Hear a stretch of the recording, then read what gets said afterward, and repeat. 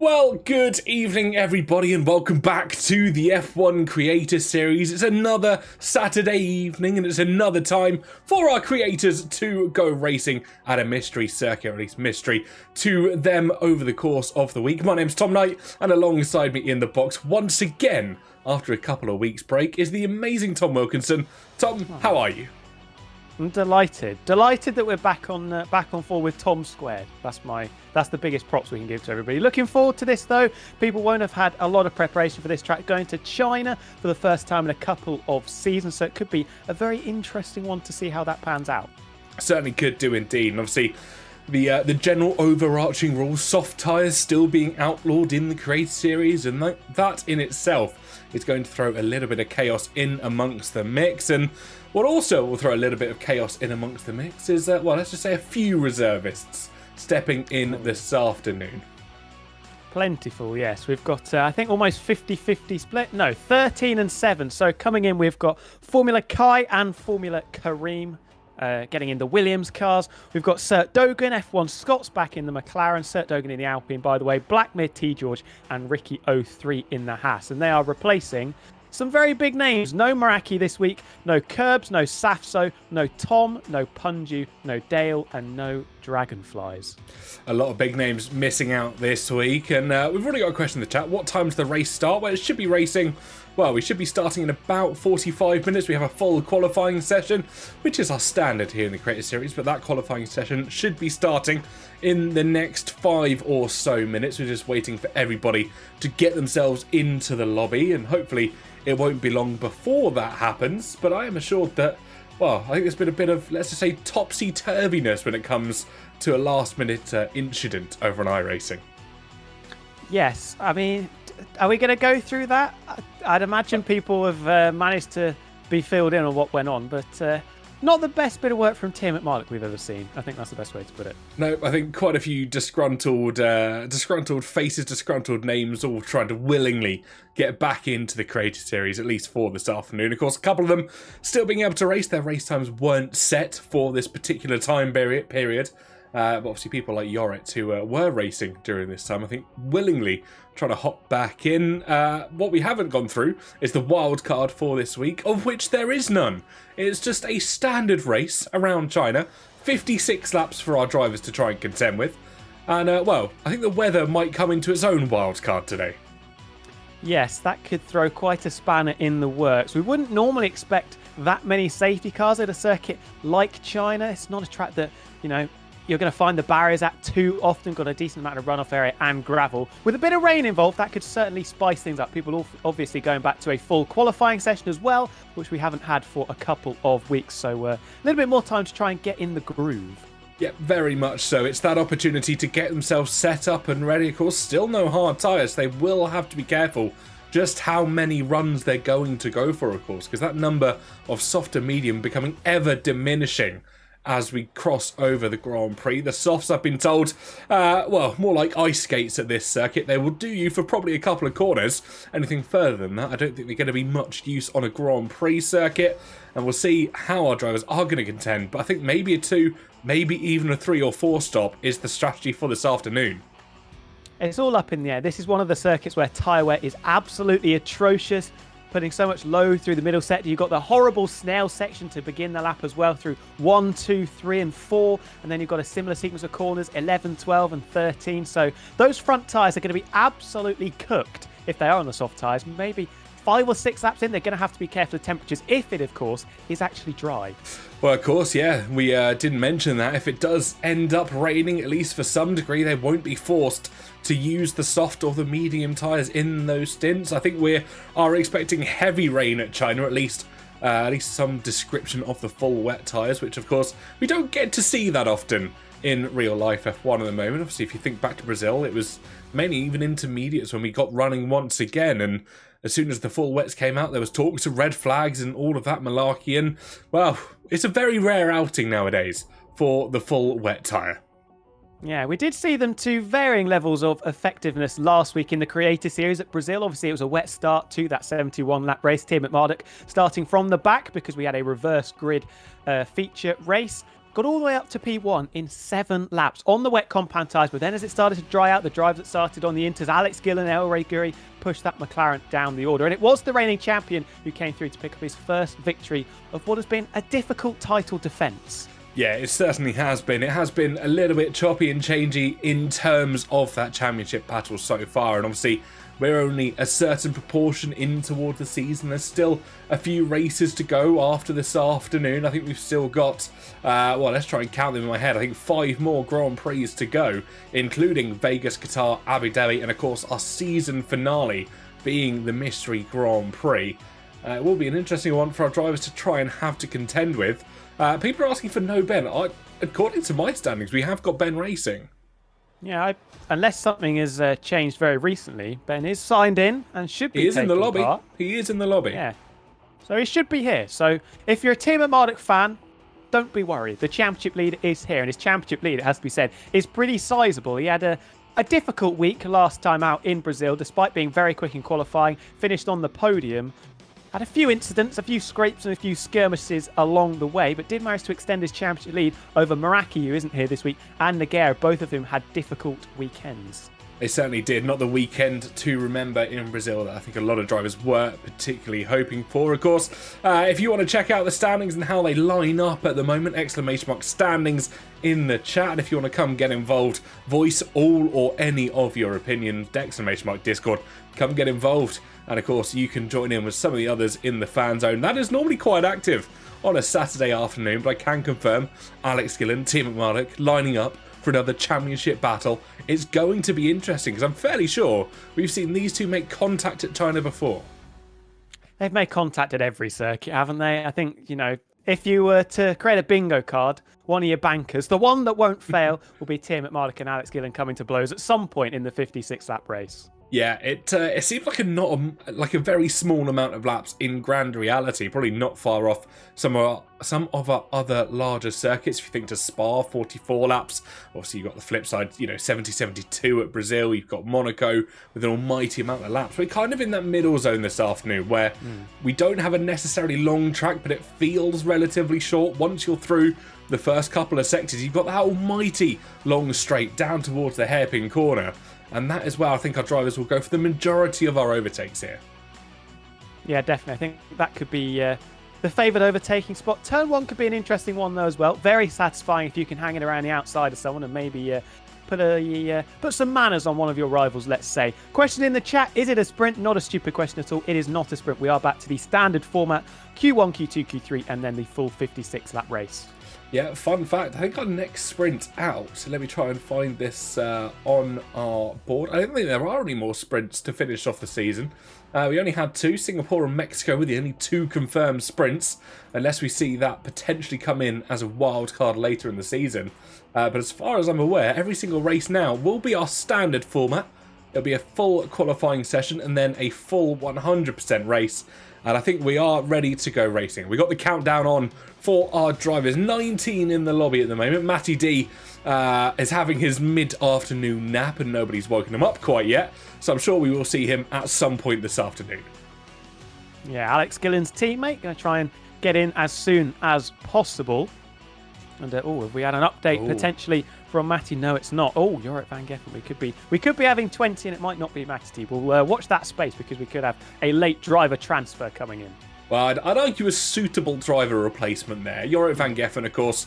I'm not sure if I'm allowed to say it. Sure I'm allowed to say it. The CEO of Sim Racing Centre, of course, well known in the Creator Series as well, and we'll be looking to try and take over from the man that is half asleep on this Saturday afternoon.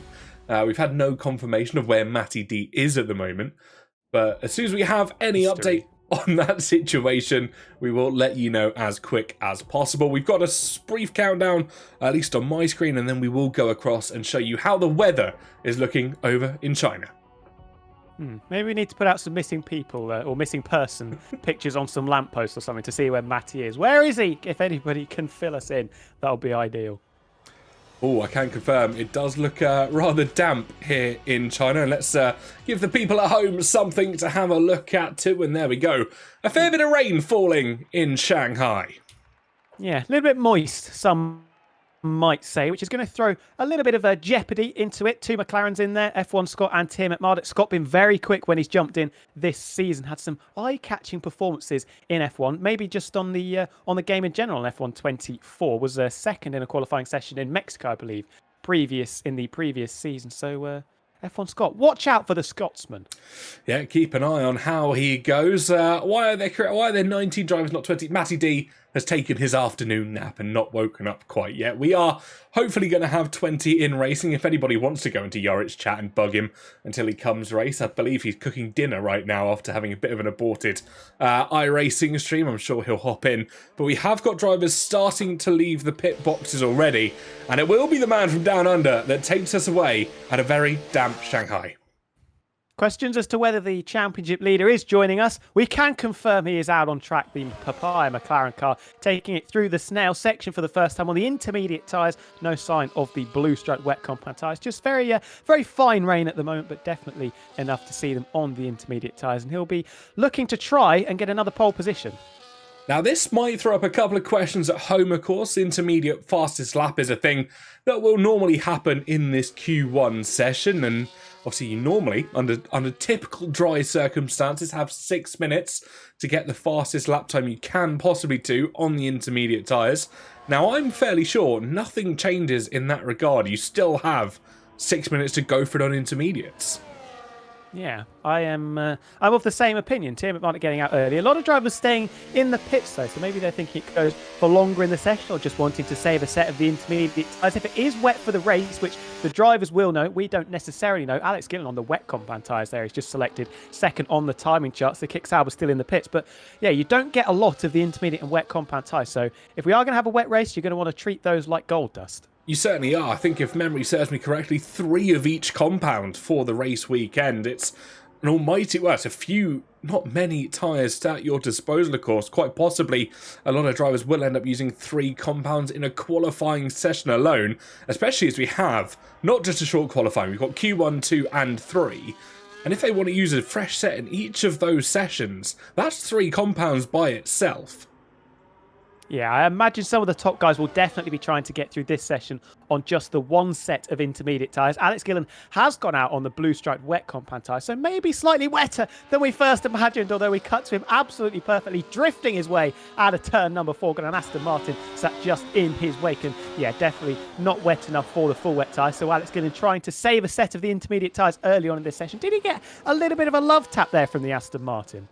I don't know if it's a love tap, if he really can't put any grip down. I think it is the latter. You can see the rear end of that Kick Sauber really wanting to slide out through every single corner. And as you said, I just don't think it's wet enough for them to be operable. Or maybe he's just trying a Formula Drift lap.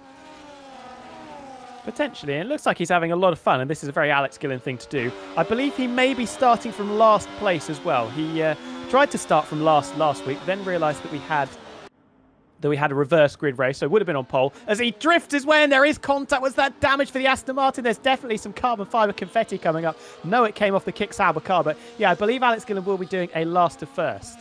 Yep, I think he certainly will be. GB doesn't look like he's got any damage at all. It will be an invalidated outlap, so nothing necessarily to write home about. But the one thing I want to watch on board with here is Tim McMardock, who is approaching them at a rapid rate of knots down this back straight. Could we get Tim McMardock versus Alex Gillen round 1 before we even get to the race? That would be maybe the earliest that we've seen these two come to blows. Powering down the very, very long back straight up towards turn number 14. Bit of a pinch point at the apex, and it can really drag you out wide. Got to be careful track limits on the inside and the outside, but negotiates it beautifully, does the Papaya McLaren car. The championship leader, not going to be put off by the Alpine coming through the final corner. And what is the benchmark time going to be? Circulating very nicely comes the Australian to the line, cuts the beam, and it is a 1:43.3. Yeah, 1:43.3 for himself, but keep an eye on Formula Karim. He's gone purple in the first 2 sectors, about, well, a couple of tenths up on each sector on Tim McMardock in the opening couple of sectors. What's he going to be able to do in this third and final one? But as it stands, it is going to be quicker than the Australian side if he doesn't mess it up through this final corner. Yeah, got to be careful of that sausage curb on the inside of turn number 16, pulling gears up to line. This should be comfortably quicker. Sure. 1.2 seconds quicker for Formula Kareem, the Formula 2 championship leader, and his debut last week in the F1 series was very impressive indeed. Dat Govins only on a 44.1. That's 2.5 seconds off the pace. Yeah, Lolly Nova up to P2, 7/10 off of what Formula Kareem did, and I'm fairly sure as what it stands. With 12.5 minutes left on the clock, Formula Kareem is looking like the quickest. GB's gone purple in the middle sector, though, with a 31.9, so it could be going the way of the Aston Martin if he's got enough straight line speed in this final sector. Razin Chai only 4th place on a 43.3. With Tim at Marduk, we do need to remember that he has been playing a different game today, done a lot of driving on iRacing, so will take a little bit of time to adapt to the handling physics of the F1 24 game. The Williams gets out of the way nicely for GB, down into 14 and through 15, which isn't really a corner, it's just the exit of the hairpin of 14. Will this be the fastest lap of the session? We're already a third of the way through it, 12 minutes to go. The Aston Martin very close, getting out of shape, coming out of the final corner as well. Will this be purple? No, it won't. 6/10 down. Formula Kareem in a different postcode at the moment. Yep, he certainly has, and we have ticked over that 12-minute mark as well, which almost guarantees intermediate pole, excuse me. For Formula Kareem, Team and Marduk went for another lap, up to P4 once again. Bushy Ants was 4th, pushed down to 5th, and as you said, Razin Chai now down in 6th. And as far as my understanding goes, the point does indeed go to Formula Kareem, which is an amazing point for the reservists here this afternoon. And it does look like the rain is subsiding and has potentially even stopped. I cannot see it spitting at all, and the track is dry. And the sun not quite poking through the clouds, but yeah, definitely drying up. So I wouldn't be surprised to see a lot of these drivers back into the pit lane to get on these soft compound tyres. Yeah, I think you are absolutely right. The wet tyres were not the correct decision by Alex Gillen and, of course, Nogueira, who I think ran them for about half a lap before realising they weren't the tyre that he thought they were going to be. And as you said, the track will continue to dry. And as it's Chocolate actually pointed out in the Twitch chat as well, it is drying and quali should be slicks by the end of Q1. And with 10 minutes left, the track almost looks bone dry already. Yeah, drying very, very quickly, which China, one of the warmest Formula One races on the calendar. When we had wet races, I remember back to 2010, dried up very, very quickly then. So, yeah, not particularly surprised to see that people will be on the soft tyres very, very quickly. T. George with a second flying lap of the session, up into second position, finally 1.4 seconds, but still half a second down of Formula Kareem.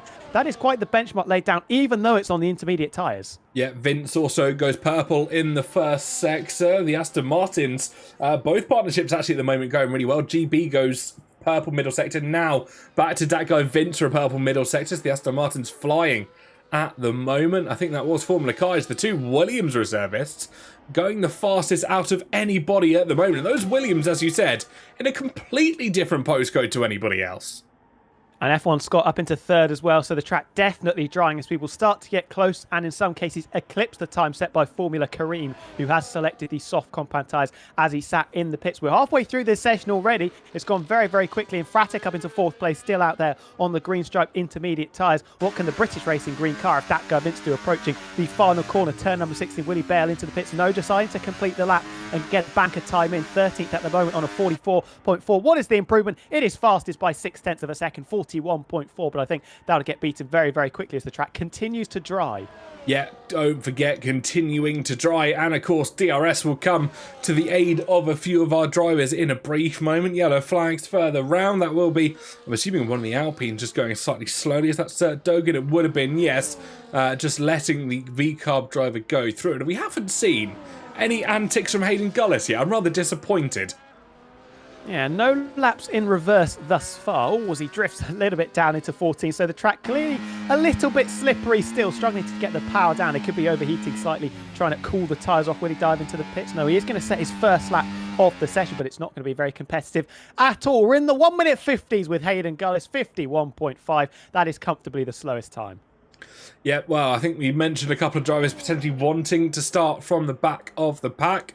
Alex Gillen, who wants to do so for this, and I think Hayden Gullis, who likes to start at the back regardless. We are still seeing him pointing the correct direction through 8 minutes left in this session. The bottom 5 still all in the pit lane. Gillen, Ariguri, Dark Viper, Sert, Dogan, and Nogueira. Of course, Nogueira is still on the softs. He's waiting to go out. And there we go. DRS has been enabled. And I wonder if we'll see a fair few drivers now start to pile out the pit lane. Yeah, that should be the marker for everybody, that those soft tyres are officially quicker than the intermediates. I tell you what, Hayden Gullis was purple through sector 1. I think he just tapped the curb there, and Code Brown moment now doing some lovely drifting through the middle sector, turns 7 and 8, getting a lot of heat into those already scorching intermediate tyres. Oh, we're going the full 360. No, barely going 90 degrees with a spin. Yeah, I think he's just enjoying the last hurrah on those intermediate tyres and always enjoying a little bit of fun and games as Hayden Gullis. Maybe just once again adjusting to the differentials, adjusting to the different handling model that he has in F1 24. Of course, another one of the drivers that I believe was meant to be partaking in that special Jimmy Broadbent iRacing event, and it hasn't seemed to happen so far. Of course, we'll talk no more about that as we continue through the session, but Hayden Gullis liking to throw that car sideways at the moment, if not backwards. Are we going to see a reverse? Nope, just some donuts on the apex of the final few corners. And Nogueira is the first driver to come out on the soft compound tyres. With 7 minutes to go, what do you think the strategy for these drivers are going to be? If they come out now, could they get 2 runs in? Are they going to be fueled for the rest of the session? We'll have to wait and see. Nogueira, unfortunately, we can't quite see how much fuel he's got on the steering wheel, but is the first to take the plunge on the soft tyres, and you would imagine it's going to go comfortably quicker than the benchmark time currently held by that guy Vince. Yeah, almost certainly, but this outlap is going to be critical for the Mercedes car. He's got to get those tyres up to the right temperature, because if he tries to go into turn number 1 with those tyres still freezing, he could be going sailing off in towards the distance where he wasn't quite expecting to be. I think we have got Hayden Gullis off at the penultimate corner. Oh my, he's got lost there. I wonder if he can find his way back to the track. He's gone so far into the runoff area, slamming it through, and Fratic still out there on the intermediate tyres. Interesting call, but he goes 3 seconds quicker than that guy Vince. In Fratic currently holding first place. That will not last on a 38.4, but I think he'll like the glory, though, with 6 minutes to go. Formula Kai selecting the medium compound tyres. That's a brave move. Now Blackmere pushes Infratic down into second place. It was short-lived, a provisional pole position for Infratic. 38.2 now the time to beat. Yep, certainly is indeed. Nogueira heading through the hairpin at the end of that almighty long straight, and will be gearing up to start his fight. Well, probably his penultimate run of the session. Of course, if they think it's going to be good enough, 1 run could be all they need. In the words of, I believe, Jesslyn, one kiss is all it takes. Well, one run is all it takes for the Mercedes driver here this afternoon. If we've seen enough of him over the course of this season, I reckon he has got enough in him to try and set a benchmark lap time with just 1 run. Yeah, it was an off weekend last time out for Nogueira at Brazil. Didn't quite hit the heights that he has so far this season, but been very consistent for the most part. Been on the podium a few times, had some very good recovery drives as well. Obviously purple in the first sector. Bushiant's out there, the next driver on the soft compound tyres. 5 minutes to go. You'd imagine these guys are going for a couple of runs. The likes of Tim at Mardik, GB, Formula Kareem, Datguy Vince, El Ray Guri, who we haven't seen at all so far in the session, going to leave it right until the very last, which means we could get a bit of a car park into the final couple of corners. Yeah, I think we certainly will. Almost a lot of drivers will be gearing up, getting ready to go at the final time of asking. And of course, if everybody wants to pile up at that hairpin, we could see traffic for drivers heading through purple sectors 1 and 2 for Nogueira. Fairly expectedly, though. He's about 2 and a bit seconds up in the first sector and about 2-3 seconds up in the third sector. This is going to be an almighty lap on the soft tyres. Unfortunately, we don't, at the moment, have anything to compare it to, really. So Nogueira is going to go first, but we'll have no real idea how competitive it actually is from the silver arrow. Bit of a lock-up down into 14, but rotates the car pretty nicely. Doesn't use too much of the curb on the exit and setting it up for a good run through the final corner of 16. Avoid that sausage curb that can spit you off into the runoff area on the outside, up to the line. What is the time to chase? A 32.5, nearly 6 seconds quicker than Blackmere. Well, let's see how everybody starts to fare, and welcome in everybody from Chesnoid as raids in at the end of his stream. Hope you're doing well and hope you had a wonderful stream. You catch us at the end, at the pinnacle moments of Q1 here. Of course, we've had wet conditions to kick us off. That's why some of the lap times looking rather distant as things stand. But of course, dry tyres booted on to almost every driver at the moment. And this is where we're putting pedal to the metal. Still a lot of drivers in the pits. Could get very, very busy come the final 90 seconds or so in the final sector. Bushiant's was purple in the first couple of sectors, but an interesting line just misses the apex of running slightly wide through turn number 14, pulling gears up through 15 and into 16. Will this be faster than the benchmark time set by Nogueira? The first driver out on the soft tyres did a 32.5. What could the second driver do? He's a second quicker, Bushiant's. Yep, is indeed. Dark Viper just behind him. What can he do for the first run? P3. As things stand, the McLaren of Team Marduk will be starting their run this afternoon. The Alpine of Sert Dogan will follow them through. And then I believe it will be the V-Carb of... So one of the Williams behind themselves. I'm going to assume a Formula Kai heading in towards the hairpin. And as we said, a lot of drivers just getting riled up and ready to go as both Aston Martins out on an outlap. The Haas car of Riccio 3, they will be the next driver to set a valid lap time here this afternoon. Ricky's been another driver that, when they filled in, has very much impressed. ERS like flashed at the back of that Haas car, so maybe a mistake. This doesn't look particularly quick, I have to say, from the Haas. It isn't going to be troubling the time set by Bushiant, so maybe a mistake somewhere around there, or just a lap, a warm-up lap to try and get some temperature in those soft compound tyres. Will be an improvement, obviously, because that 43.8 he had was on the Inters, but a 37.7 certainly not going to get him through. Yeah, not ideal. Razin Chai's found his car pointing the wrong way at the hairpin. That is a very interesting one. And now actively going into the gravel to try and get out of the way of the McLaren. So things not all rosy for the Scarlet Red Ferrari of Razin Chai. Tiamat Barlick 7 seconds up on his sector split through the first couple of sectors, so should be comfortably inside a time he needs to get out of the bottom 5. You would imagine Alex Gillen still in the pits. He's going to be doing a last to first challenge. El Rey Guri leaving it very late to come out on the track as well. Yep, he certainly is indeed. I'm not sure if he caught it in the distance there. That was that guy Vince taking an almighty spin in towards the hairpin, the rear end. But Timo Marduk coming through. He was purple in the second sector. Formula Kareem is now purple. Sectors 1 and 2. And we'll ride on board with him, see what he's doing on the way down towards the hairpin. Was the fastest third sector by F1 Scott, who came across the line just before his teammate. Now the fastest third sector goes to Sert Dogan in the Alpine. Formula Karim still making his way through. I think it still looks rather purple for the Williams driver. And see where he puts himself, and it is fastest overall by 9/10 of a second. Bushiant's playing with fire a little bit, has banked on a 31.4 being good enough to get him out of the bottom 5. If the track continues to rubber in and get a little bit better, Bushy could be sweating come 50 seconds time. GB round the final corner, always the bridesmaid so far in F1. Is this going to be the time that he gets his first win? He goes second fastest. 9/10 down on Kareem though, who is absolutely flying. 9/10 down on Kareem, but 1,000th of a second quicker than Bushy Ants. If that becomes the difference of safety and not, this is going to be an incredible run through. We'll try and keep you on date. I think both Ferraris might be giving some slipstream here to each other as Razin Chai just overtakes his teammate up to finish off his lap. And now Infratic will get it back from his teammate, surely on the run into turn 1 here.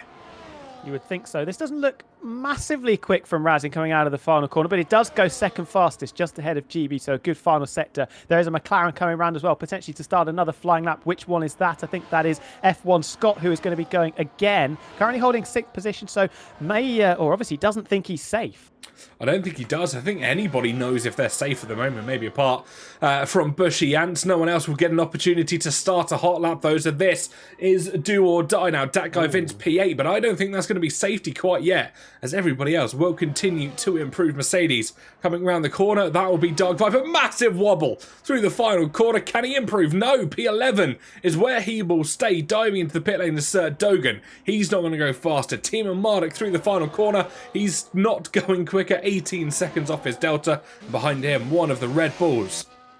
Who's in trouble? Reigning champion El Rey Guri yet to get a time on the board. T. George 15th at the moment, jumps up into 9th position. Hayden Gullis is disqualified. He's parked in the middle of the road. Watch out, everybody, piling down into turn 14. Who else do we need to look out for? Lolinoba now finds themselves down in the bottom 5, along with Formula Kai's under pressure as Lolinoba jumps into 3rd place. Who are we looking at? El Rey Guri. Little bit of traffic. There's an RB just getting out of the way. The reigning champ under serious pressure. I think that was the ghosted car of Hayden Gullis parking exactly in the braking zone that he needed. Can El Rey Guri pull this out of the bag as he rounds the final corner? Surely this will be safety, and it's 7th fastest for the reigning champion. He's just saved it at the final time of asking, but as things stand, unless Infratic can go quicker, which I don't think he's going to do enough across the line. No, he hasn't improved. He's 5 seconds quicker, but not quick enough. Our 4 drivers that are out will be Dark Viper, Infratic, Alex Gillen, and Hayden Gullis, and of course Matty D, who joined the lobby right at the end there. Wow, Infratic, slowest of the times, 32.7, 2.2 seconds down on Formula Kareem. That'll be hugely disappointing for Fabio, considering he's shown some very good pace this season. That'll be a bit of a kick in the groin. Certainly will. Someone pray for that man's windows at the moment. I wouldn't want to be. Or his microphone. Either or. We'll pray for the microphone later. If anything does, of course, happen to the Scuderia Ferrari. Just a reminder, if you are just tuning in, no wild card for this afternoon. It is just a straight 56-lap race here in China, and we are out of Q1. We're into the second qualifying session, where 15 drivers will try and progress through to 10. And only 2 going out. Alex Gillen starting from the back, as he said he was going to do. Hayden Gullis always starting from the back, but Formula Kareem by 0.8 of a second, comfortably clear. And the 2 to make way. Dark Viper, who didn't have a brilliant final lap, didn't improve, was half a second down through the first couple of sectors, so maybe burnt up that set of soft tyres. And Emphatic 32.7 was last over the line, had the best of the track conditions, but was the slowest driver. Certainly was indeed. It wasn't what he'd like to see. Guri, of course, making the best of a bad situation, just avoiding his sister team, of course, Hayden Gullis, who Zai parked it on the outside of the corner, exactly where he was wanting to brake, but still managed to pip his way into Q2 this afternoon, and he will go through to the next party of 15, and we do await that session right about now. The sun is shining here in China, just peeking through the clouds, the top left-hand side of your screens. We've got 15 drivers ready to go qualifying. Trying his best to make an appearance. Down to 15, as you said, but no real big names falling by the wayside, with the exception of Alex Gillen, who's starting from the back. Formula Kareem, I said it though, 0.8 clear of everybody else. I think the likes of Tim Atmardet, Razinchai, GB, Nagera, Guri, they're going to be a little bit worried about the pace of that Williams, especially Meraki, who might not get his seat back if Kareem carries on at this rate. I think that is looking like the situation. Both Williams reservists looking almightily strong here this afternoon, and if they can translate qualifying pace into race pace, who knows? It might be the end of the Williams days for Meraki, and I think Curbs as well will be looking at that seat. Of course, rather cold and distant over the last few weeks, which we do wish him well with whatever he is up to in his life. I know he's got a new song coming out soon, from what I remember correctly, and if Fratic leaves the session, he's off to do some practice, figure out what went wrong. Yeah, disappointment for the Portuguese, but will come back strong, as he always does. Has had quite a few setbacks in the Creator Series, but never one to back down from a challenge is Emphatic, and I'm sure in the race he'll be up for it and be trying his best to fight his way back through and get some very solid points, as he has done a couple of times this season. Yep, he certainly will do indeed. The Alpine of Sert Dogan, who I think just found the gravel rather quickly there. Ricky and Blackmere alongside Sert Dogan heading out at the moment. Blackmere's been really quiet this afternoon. He's been one of those drivers that kind of just snuck through to Q2, hasn't made much appearances towards the top, but wasn't anywhere near the bottom at the moment. Yeah, was sweating bullets a little bit come the end of the session. 15th driver to go through, 15th and last driver to go through. In Fratic, you would have expected to knock Blackmere out, but that wasn't the case, and Blackmere in that RB car, the sole remaining RB car, with Hayden Gullis taking an early shower starting from the back of the pack, going through into Q2. Can he make it into Q3 for the first time? We'll have to wait and see. We certainly will. And 13 minutes on our qualifying clock. And we've got someone in the chat, Scott Quick. Watch out, everybody. I'm not sure if they're saying Scott is quick or Scott's here. Quick, everybody. Watch out. Yeah, could be both of them. If we're talking about his pace, he was very quick in qualifying one. And I said it before we started, F1 Scott in qualifying in particular has put in some eye-catching performances. Got a front row start when he was a full-time driver in the previous season. Started, I think, P5 in Mexico a few weeks ago. So watch out for F1 Scott in Q3. I would be surprised if he doesn't make it through to the shootout. Yeah, certainly would as well. Scott's one of those drivers that when he has a good run, and he will have them more often than not, you can trust him to get through to Q3. Some of the events that he puts on with his community, absolutely fantastic. He does the random wheel where everybody gets assigned a random car, including himself, which adds that element of randomness, and it always is a great event to watch.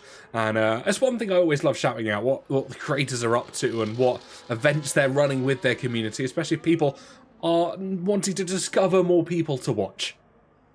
100%, yeah. Got some of the best creators in the business taking part in the Creator Series, and we do love to see it. F1 Scott starting his first lap of qualifying 2, but interesting to see who's using the same set of soft tyres we finished Q1 on, or whether people have gone straight on to a brand new set. We'll be able to find out when some of the competitive boys put their first laps in. If they're slightly off the pace, then we'll know what tyres they're on. we certainly will. We'll keep an eye on how they progress through. But, well, as someone in the chat, we will watch on board with Scott for his first run this afternoon. Ricky, purple in the first sector. He's about a 10th up on F1 Scott. Actually, we'll ride on board with Ricky because he's going purple through the first 2 sectors, quicker than Blackmere has been for the first couple of runs. He's 2/10 quicker than the V-Carb as things stand.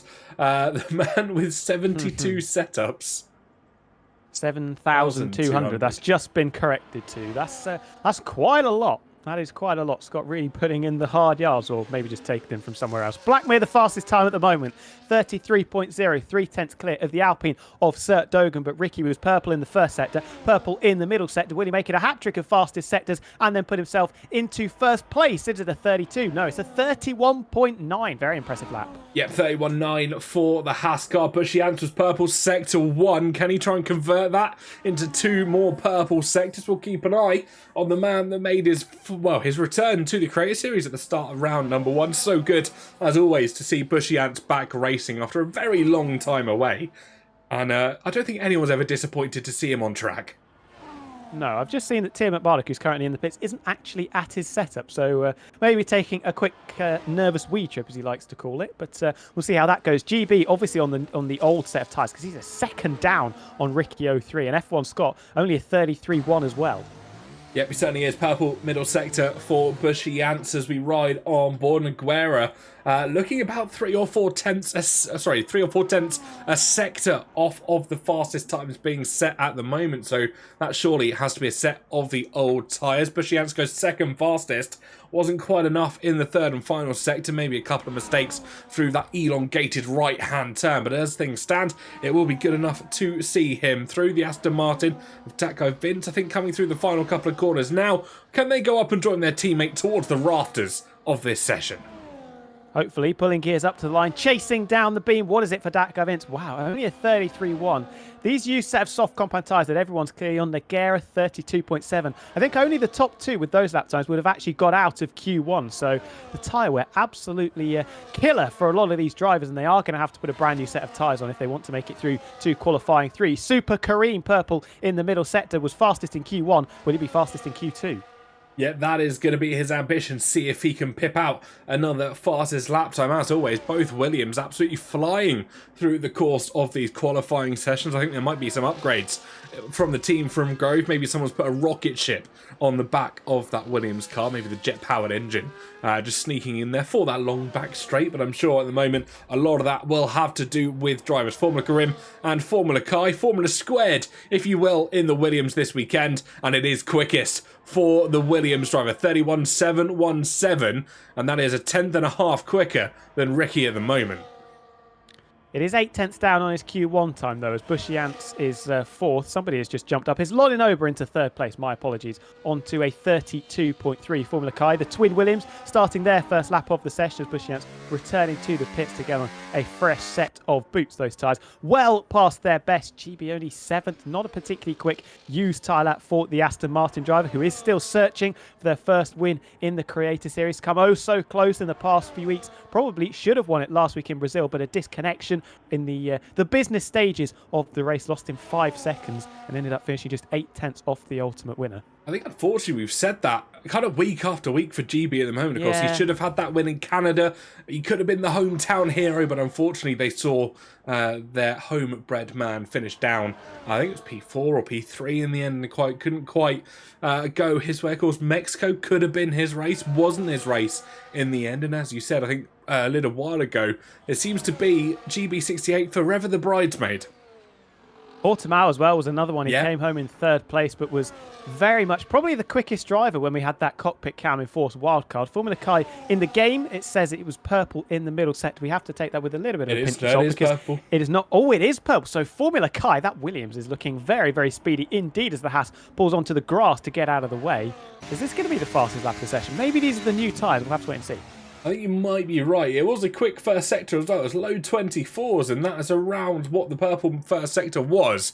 So both Williams at the moment absolutely flying in the twists and turns here at China, and the rear light starting to flash, just maybe recovering some time, but it is quickest by just under 9 hundredths of a second, just pipping out his teammate Formula Karim. So at the moment, the two drivers that are separated by only 9 hundredths of a second, and also the letters R and M, if you can figure out where I'm going with that, Formula Kai and Formula Karim, topping the timing sheets.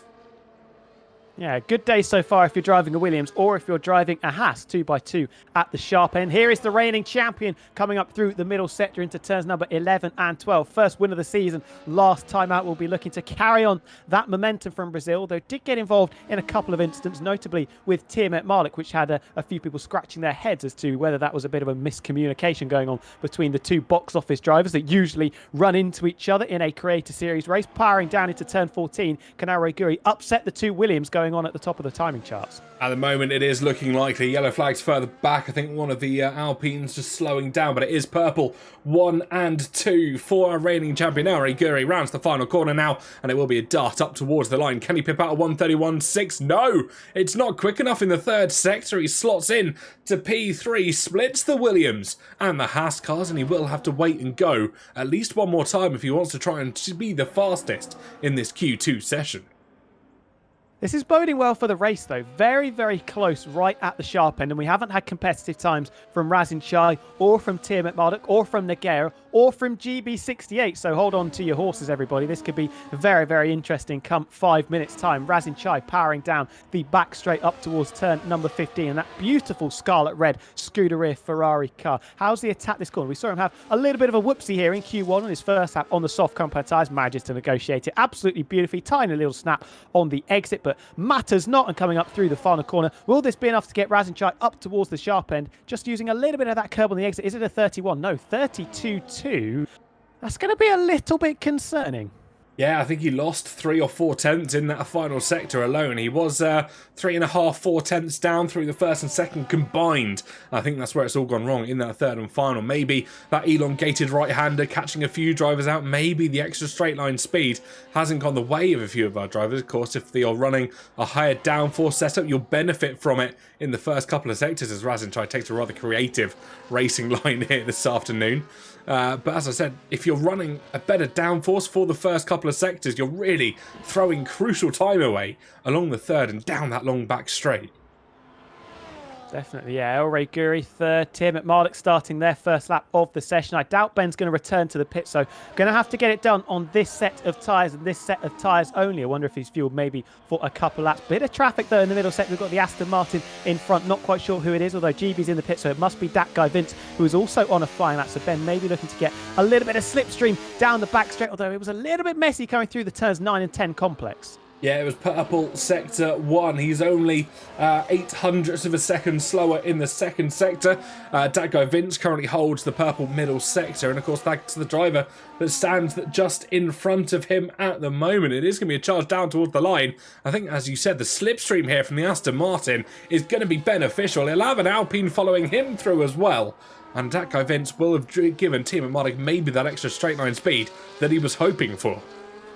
Trying to milk that slipstream for all that it is worth. Going to get another little toe up towards the final corner. Blackmere with a big improvement on the new tyres, up to 5th position on a 31.9. That's going to leave the head scratcher for a couple of drivers. Vince to the top, Tiermet Marduk to the top. Where is Sert Dogan? He goes sick fastest. Razin Chai now going to be under pressure along with Bushiance and Nagera. Tiermet Marduk from Datko Vince, the two Williams shuffled down.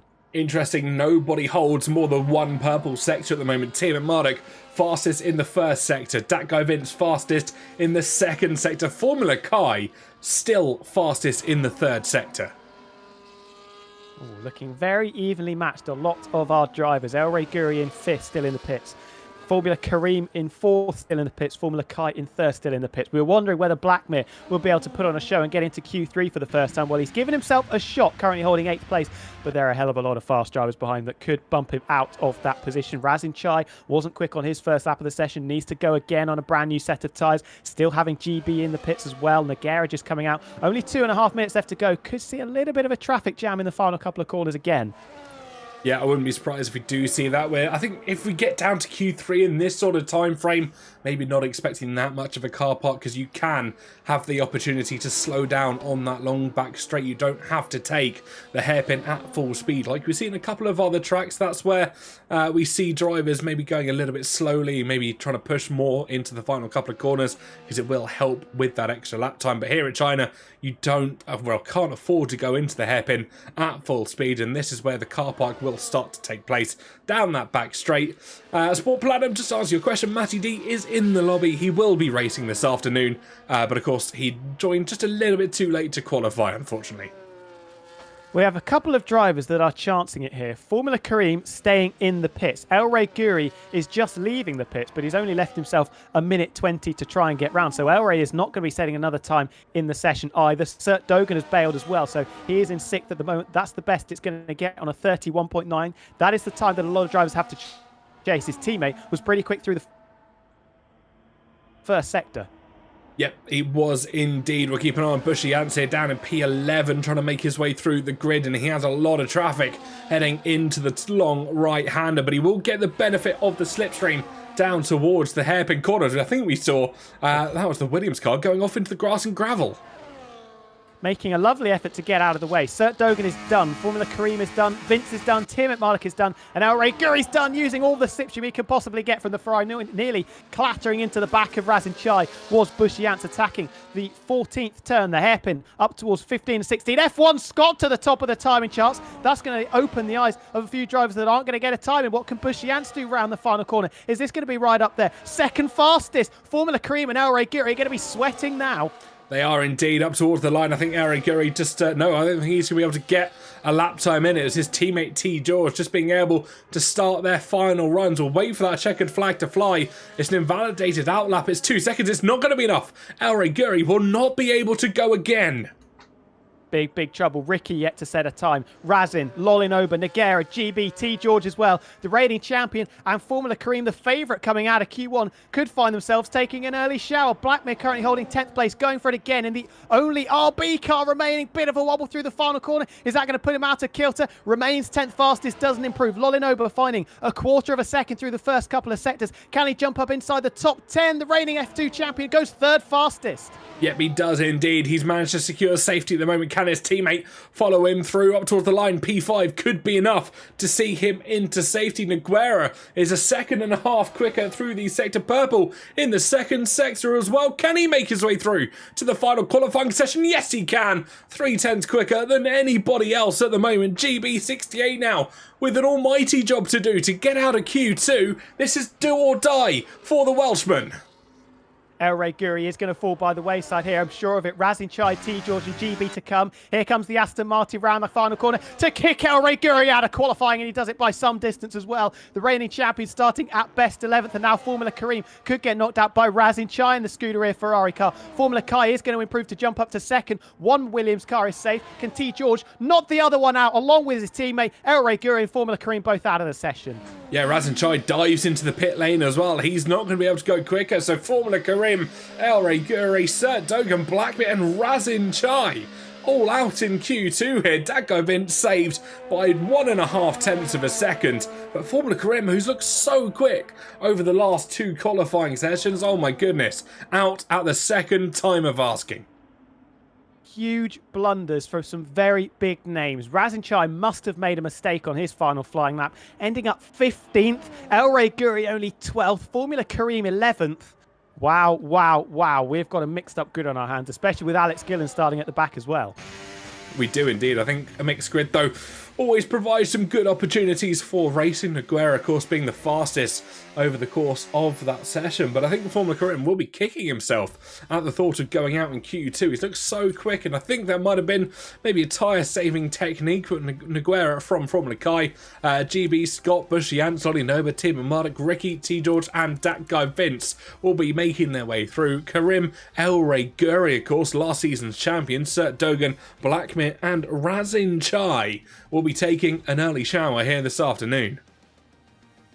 Who was complaining about China? Not great overtaking, not going to see some safety cars. We've got a mixed up grid on our hands. Some big names scattered throughout the field. A couple of them getting through comfortably, though. Tim Malik only had to set one flying lap in the session. He got it done. GB showing his hand as well. Formula Kai being incredibly quick in that Williams car as his teammate fell by the wayside. F1 Scott, somebody said look out for him. He is looking very good as well. He certainly is. Both McLaren's through, both Aston Martin's through, both Haas's through.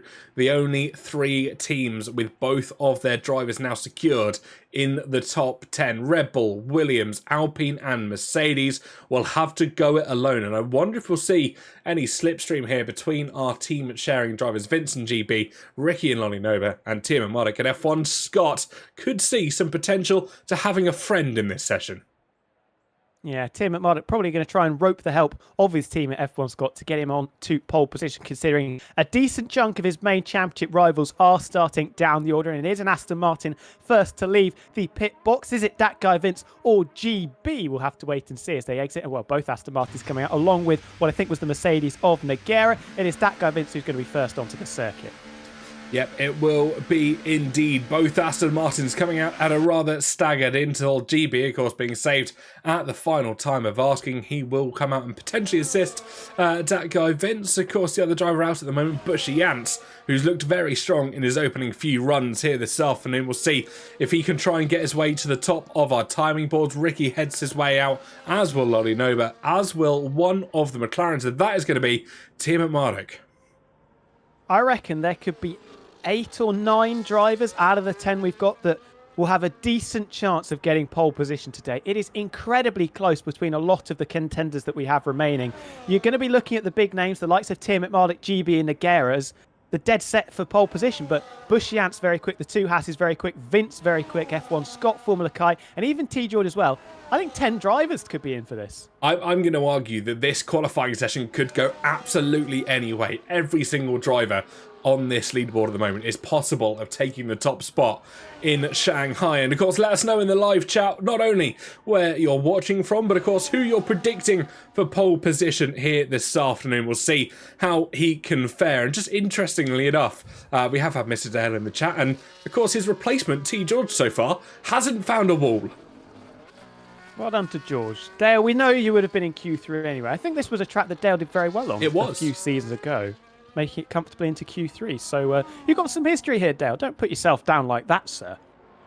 Exactly, and if I remember correctly, was this one of the tracks for was it the playoffs we had at China? I remember briefly we had one of the rounds here. Mr. Dale absolutely exceeded there. Yeah, I think he picked up a Formula 2 win as well as he went on to claim that Formula 2 championship in season number 2 by quite the margin. So, yeah, this is a race that Dale remembers fondly. Yeah, there we go. Yeah, I won it. I won China and Vegas. Fond memories of that season 5 playoff. Absolutely loved doing that. Okay, we'll have to introduce him to my mate Barry R. But we continue through with this Q3 session. At the moment, nobody setting lap times yet. We have got T. George who'll be kicking us off for his flying run, but I think it will be the Aston Martin of that guy Vince that will be the first hot lap this afternoon. Purple through the middle sector, although the only person to reach that split, the Alpine, I believe, of Bush Yance behind. Could you give us an update on who was quicker? At the moment, it was, I believe, the Aston Martin of that guy Vince. Ooh, so Vince starting off as he means to go on, powering down this long back straight. We're going to see a lot of overtaking going on here, especially in the opening couple of laps with a lot of big names starting out of position. How does the Aston Martin fare? Negotiating turn number 14. Late on the brakes, bit of a lockup. Doesn't trouble the apex, but rotates the car absolutely beautifully and up through the kink of turn number 15 into the final corner of 16. Don't want to make a mess of it now. Throw it all the way right at the end. Doesn't invalidate over the curves. What's it going to be? It's a 32.3. Yep, 32.3. Keep an eye, though, on Team Malik. Purple 1 and 2 at the moment for the McLaren. Also getting an almighty tow from the Haas that stands in front of him. And I wonder if this actually could hold him up in towards the hairpin. Which Haas is that going to be? Is it going to be Ricky or is that going to be Lonnie Noba? It's going to be Lonnie Noba that stands in front of the Aussie. And I think that could have run him wide. Or is that coordinated between Lonnie Noba as he goes very deep in towards the hairpin? Team Malik with the almighty helping hand from the Italian. How much money has changed hands there? Tiermet Marduk with the best slipstream I've ever seen and smashes provisional pole by over 1.3 seconds. It's a 30.7. Must have been on brand new tyres. Lolinoba doing him an absolute solid down the back straight. The reigning the championship leader, with a fantastic lap. Wow, I have never seen inter-team slipstream like that before. Lolly Nova. I think there's definitely been something happening under the table. Hopefully only money. But we'll continue through. T. George across the line. P5 at the moment. Quicker than GB68. Rounds the final corner now to Guerra. He's going to go up to P2. About a second off what Tiermet Marduk can do at the moment. And this is looking like a very strong qualifying session for the Australian. Hopefully this is a two-way thing and Tiermet Marduk returns the favour for Lolinoba in the second half of this qualifying session. Formula Kai, purple to the middle sector, has been rapid in this qualifying session. His teammate, who was equally as fast, may have fallen by the wayside right at the death of qualifying 2. But Formula Kai flying the flag for the Williams team. Can he get himself potentially onto the front row? Well, purple 1 for Formula Kai, not quite purple 2, as we have another Haas car giving slipstream here in towards the hairpin. This time around it will be Ricky. I think this is not as intentional. No, it is completely intentional. Look, Ricky's gone off of the hairpin again. Isn't everybody so nice? We've got such camaraderie as everybody works together. Formula Kai rounds the final corner. What can that beautiful blue Williams do? Up to the line we go, cutting the beam, and he's only half a tenth down on Tiermet Marduk. Right, I don't care what anybody says. I'm breaking the act. I want Formula Kai on pole position. I want it to happen. I want the reservists to come in and absolutely dominate everybody on this field. You heard it here first, folks. We've got 5 minutes and 30 seconds left of this session, or just over. Do what you have to do. Bribe your way through with the slipstream. I want that Williams at the top. No corruption involved at all in the Creator Series. Just over 5 to go. Tiermet Marduk, the championship leader, leaves Formula Kai the reserve by 0.06 of a second, with Nogueira a further 9/10 back. This is an incredibly close qualifying session, and Fratic finally joins back, and I wonder if he has been on the phone to window repairman or something like that. He joins with 5 minutes to go. He will see everybody start to qualify. At least his teammate is out, and he will be starting a little bit closer to Razin Chai than once thought. Of course, neither of the two Scuderias making it through to the third and final qualifying session. But as it stands, Tiermet Marduk from Formula Kai, from Nogueira, your top 3. F1 Scott, with a blinding result that's kind of got under the radar a little bit. Yeah, holding 4th position on that used tyre run with a 32 flat.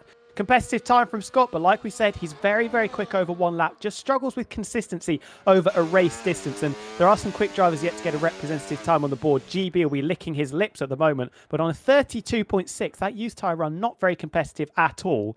Got a little bit of time to find.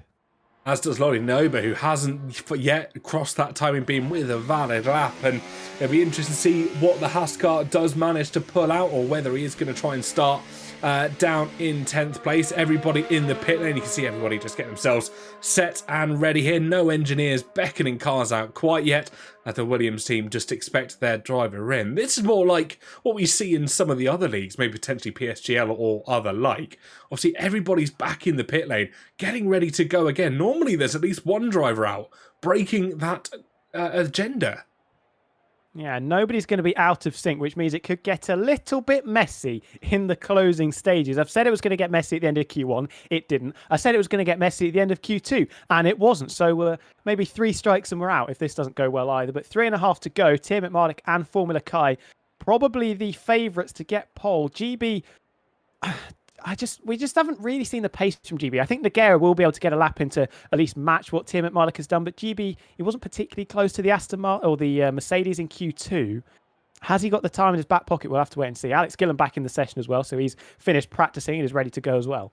Yeah, who says anybody sweats in the Create Series? They've gone away, had a nice afternoon, maybe had some dinner. They definitely haven't been practicing for this afternoon's race. But as you said, I think everybody's now going to go out pretty much at the same time. I wouldn't be surprised if we see 10 engineers running into that pit lane pretty much at the same time to beckon their cars out. 3 minute ticks across.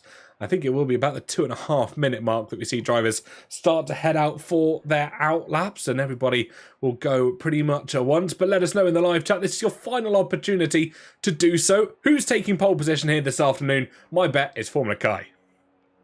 We're leaving this late. There is a McLaren exiting the garage, and now I think this is just going to start the domino effect. Maybe everybody trying to play a little bit of a game of chicken. I see a McLaren going out with a Haas car. I wouldn't be surprised if that's Tim McMarlick and Lolinoba. No, it's F1 Scott and Lolinoba. But it is a McLaren and a Haas out together.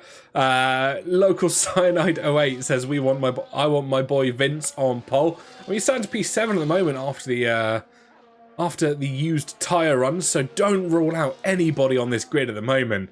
Bushy Ants coming out of the pit lane, as is the Mercedes Nogueira. The other Aston Martin, Vince coming out of the pit lane, as is the Williams of Formula Kai. No signs of Ricky. Team Mardik, actually I say that as they all start to come out the pit lane there. Wolfie, it's his first time being here. Welcome into the Creator Series. You've joined at a perfect time, right at the business end of qualifying. Big names dropping in Q1 and Q2, and we have some big names left fighting for that pole position to start the Chinese Grand Prix. Just 100 seconds of the session to go. Looking a little bit congested in the middle sector, but it's going to be F1 Scott with a beautiful clear track in front of him to try and mount an assault on his teammates' benchmark time.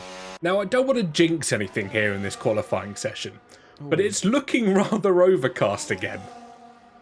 A sprinkling of rain would make this very interesting indeed, wouldn't it? GB and Lolino would be absolutely cursing the weather gods, but I don't think the heavens are going to open just yet. With what have we got? 1:12 left to go in this session. We should survive as Scott going a little bit deep down into turn number 14. He'll be the first driver to start and subsequently finish a flying lap in Q3. Let's go. Yep, let's get it going. Our final runs of qualifying here in the F1 Creator Series, and F1 Scott will lead us away. 9 other cars will follow him through behind in this very overcast Shanghai International Circuit. And let's see what everybody can lay down. It's going to be one attempt at the fastest lap this afternoon. Timo Mardik in the McLaren will top your timing screens at the moment. 1:30.742 is what he has managed. What can everybody else lay down in the opening couple of sectors? Let's keep an eye on the times as they come in. F1 Scott, nearly 0.3 of a second up. He's going to need to continue to find time like that, chunks of time like that in the middle and final sector. Where is Tim McMarlick? He's coming around the final couple of corners now with what I believe is GB68. So no signs of a slipstream being handed out to Lolinoba, which I don't think the Italian will be particularly enamoured by that. Still finding time, F1 Scott in the middle sector. How much time has he found though as we come up to start the final sector? Is purple, but he's only half a second up. Yeah, purple for F1 Scott in the second sector. Purple, though, for Formula Kai in the first sector. As we continue through this session, it's going to be incredibly close as the checkered flag does already start to fly. Keeping an eye on F1 Scott. It's actually not purple in the second sector, according to my data. It's 2.5 tenths off what Tim Mardik did in his first set of runs. But we'll keep an eye on the McLaren nonetheless in towards the hairpin. But I think the track has started to cool down from the opening runs that we saw a few moments ago. GB following Tim McMarlick very closely. Meanwhile, in the middle sector, you can just see it in the bottom right on the track map. Can F1 Scott get himself onto the front row? He misses it by 1.5 tenths. He's third at the moment. Massive slide through the final corner for Lolinoba. What can the reigning F2 champion do? He goes up to 4th. Does indeed. Timo Mardik's retired in the third and final sector. I wonder if mechanical issues there for the McLaren or a little bit of overconfidence. Bushy Ants P3. Nogueira will be next around the corner. I think that guy Vince following him through. Where can Nogueira go fastest this afternoon? That guy Vince across the line. Only P7. The Williams of Formula Kai missing out by 0.03 of a second behind him. Ricky in the Haas car. P7 for himself. 2 more drivers to put laps in. T. George trying to do Mr. Dale proud. He's half a second up on his lap, and GB68 will come round the final corner. Can T. George do it? Across the line he'll come. P7 for himself. GB at the final time of asking. He's gone quickest. I'm fairly sure of it. By 0.2 of a second as well. And it's the Aston Martin on pole. If this is the best chance for GB to get a win, he started off absolutely perfectly, leaving it late, but getting the lap in. Maybe a little bit of help from Tim Mardik in the end. But it's GB versus Nogueira on the front row. 2 drivers yet to get a win in the Creator Series, along with the reservist Formula Kai, who's been absolutely rapid. Championship leader Tim Mardik in the end bumped down into 4th, with Bushy Ants putting on a very solid display in 5th as well. Wow. Lolinoba, F1 Scott, Lolinoba, T. George, Ricky, and that guy Vince rounding out your top 10. This now sets the grid for the race in the next few moments. And of course, everybody will have their opportunity to set the fastest race time. We've got 56 laps around the Shanghai International Circuit to come. And well, let's have a little think. Who is your money on to win this Grand Prix? I want to say GB's going to get his first race win. It has to happen, surely. I am not going to say that because I believe in something called the commentator's curse. And I think if I say that, which I have done already, that is wet. We need some oars and paddles, everybody.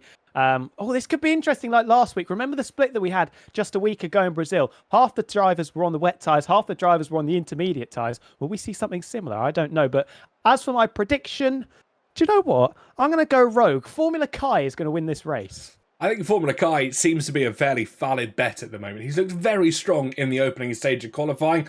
I might even throw a random one in the hat and say Formula Karim to come up from P11 over the course of the race. Of course, very long race over the course of this Grand Prix, and with wet weather conditions looking at the moment, I think that is going to add a little bit of spiciness to the Grand Prix. And something I haven't noticed, and I'm not sure if this is a new thing or I haven't seen many wet races as my camera decides to unfocus. Thanks, camera.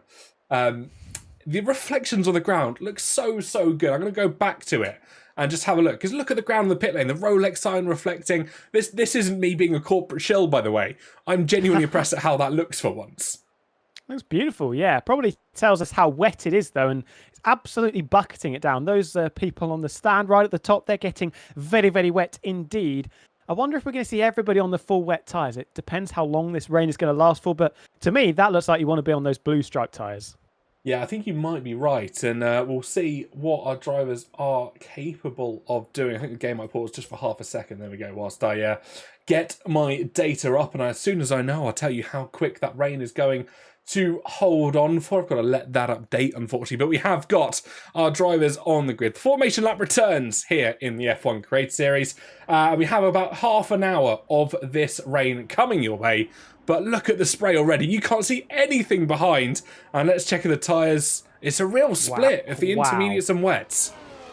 So Tim Marduk learning from last week where he started on the wet compound tyres, made it through the field very quickly, but then just fell away a little bit as the intermediates were the better tyre. We've got Formula Kai, Bushiance, T. George, Sert Dogan and Matty D on the wet tyres. Watch out for those guys. You imagine they're going to be absolutely rapid in these early stages. Hayden Gullis has clattered into Alex Gillen, and the Kick Sauber is going to be starting on very cold intermediate tyres indeed. Yeah, Hayden's found a lovely new feature in the F1 24 game. If he goes into the back of someone but pauses just before he makes contact, they get reset to the grid, and he does not. And that is the fun and games that Hayden Gullis decided to play as he's off into his own version of the track there, and he has spun already.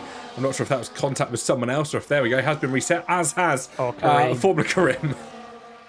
Do we know the wildcard yet? Greenleaf, there is no wildcard this week. If anybody missed the qualifying session, we are back to a standard Creator Series week. We had our 3 qualifying sessions. Now we have a standard 56-lap race, and we're going to have another disqualification. It's a Ferrari, potentially Infratic getting involved with Matty D there. The Kick Sauber's kicked to the back of the grid. Well, I think Infratic's got very lucky there. Either himself or Razin Chai, as the Ferrari hasn't been reset, but both Kick Saubers back to the grid already. We did see a brief moment where it was telling us about the tyre strategies, and of course that was, wets to wets, let's put it that way, in your point system on the bottom of your screen at the moment. GB also taking an early bar. I think Tim and Marduk might have had something to do with that, as the driver down in P4 already up, leading this pack through, and Aguera retakes what should be rightfully his now.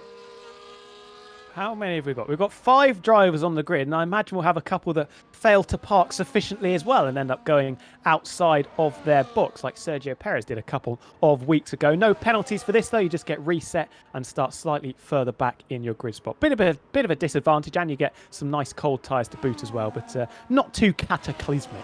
I don't think a lot of drivers will worry about cold tyres in conditions like this. Of course, not being able to get that the tyre blankets on the wet tyres anyway for the last few years, and it will be Infratic, our last driver, coming up toward the field. And I don't think our drivers are going to be able to see anything into turn number 1 as Infratic tries to take out his teammate Razin Chai. Bit of civil war. We've seen these two getting stuck into each other, and I think that's kind to the pair of them, Razin Chai and Infratic, been involved in a fair share of incidents. If this is the camera angle that we're... Oh, Alex Gillen's left the session. That's not ideal at all. If this is the camera angle that we're getting for the start of the race, then I don't know, we could be in for a lot of trouble. I would have to ride on board with someone because there is no way I'm going to be able to watch it from all the way back here. But we have got lights on the board, ladies and gentlemen, and in very wet China, the lights go out and we go racing, and it's a tentative pull away from all of our drivers. And please give us a camera angle at the front of the grid. And there we go. It's GB who continues to hold on to the front of the grid, and Nogueira and Formula Kai who's trying to swing it round the outside of turn 1. He'll have the inside line for turn 2. Can that Williams try and make his way through? He's still bumping and racing his way through. Formula Kai is up past Nogueira. Using the advantage of those wet compound tyres as they appear from the gloom coming out of turns 3 and 4. It's still GB in the Aston Martin leading the way. We've got a yellow flag. Sert Dogan is facing the wrong way. Tim Martin with a huge wobble as he battles away with Nogueira. And this, the Alpine coming a cropper. Dark Viper's had a bit of a whoopsie down there as well. Formula Kai flying on the wet tyres. GB, no grip, traction or confidence, loses the race lead. Yep, I think tyres are really going to be the main talking point here as we continue through this Grand Prix. GB on the intermediates, you can see how much water there is standing on the grid, and I think Formula Kai making the absolute correct decision to go on to the full wet. They can clear about 60 litres of water a second or something ridiculous like that, and that is going to allow that Williams to try and pull through. You can see the Red Bull of Ariguri further back, potentially trying to cool his tyres already, find some extra water, and it's not going to go his way as Alex Gillen once again leaves the session. Gillen having trouble, the Season 2 champion disconnecting twice now. That could be a marker of things to come. Ariguri dueling with that guy Vince in the middle, set to the reigning champion. Up only 1 place so far, or 2 places, sorry. Started from 12th, now holding 10th position. Formula Kareem, the driver, in front of him. Down the backstraight we go through the gloom. You can barely see any drivers, but it's Formula Kai still leading the way. Certainly is indeed. The Williams still leads, and the other Williams of Formula Karim tries to dive down the inside on Ricky. He's going to make it stick in towards the hairpin. He's more confident on the tyres, even though both drivers sharing the intermediates. Everybody piles their way through, and I'm very surprised we haven't had a red flag. And we have got a VSC though, and I think someone is around. Sir Dogan has taken a bit of a wobble. Alex couldn't take control of his car, not ideal at all. A Dark Viper with a 10-second penalty for a collision with Infratic, and a lot of drivers diving into the pit. So is that all going to be for front wings? Alex Gillen's AI, I believe that is, into the box, along with Blackmere, Razin Chai and Dark Viper. Yep, it will be indeed. Everybody into the pit lane. Let's see if it is front wings or if it is just tyres. Dark Viper serving his penalty. It looks like tyres for Razin, tyres for Blackmere as well. And Alex Gillen, who has dived in, I think, under AI for a fresh set of tyres. So Razin's got new intermediates. Fresh wet for Alex Gillen and Blackmere. And Dark Viper, of course, will go for a fresh set of intermediates and a new front wing to boot. Knowing Alex Gillen, he definitely would not have wanted to be on those wet compound tyres. He joins again, but when he finds out what tyres are on his car, I think he's going to be absolutely apoplectic to hear what the AI has done. Yeah, we've had no confirmation of any change to the race schedule at the moment, so we are going to continue racing at the moment. It's Formula Kai, from GB, from Team Marduk, who's managed to make his way up to P3, managed to pip up Nogueira off that race start, and everybody else starting to file their way through. Hayden Gullis and Matty D both up 6 positions as Dark Viper, who's just come out of the pit lane after serving a 10-second penalty, gets hit with a drive-through for speeding under said virtual safety car. We're off going once again, everybody grappling for grip as we come through the very treacherous turns 12 and 13. Formula Kai still leading the way with GB in hot pursuit. Tim Mark holding down 3rd position, moving out of the spray, maybe to try and just find a little bit of clean air. Anybody making moves? No DRS, of course, in these very dangerous conditions indeed. Most drivers still in the intermediate tyres. Nobody using the battery or the slipstream to try and make an audacious lunge up the inside yet, although Ricky could be on the move. Challenging T. George, loads of drivers going way too deep into the hairpin. Nogueira, Tim at Monaco with 3 wide coming through. Yeah, we are still 3 wide. Ricky Lolinova and Nogueira, and it's still 2 wide, I think, ever so slightly. As Nogueira, massive snap for Ricky 03 in towards the final quarter. The tyres are really struggling to get any grip through that final corner. You see F1 Scott running wide as well as Formula Karim's up position. Razin Chai's up 1, back past Blackmere here as well.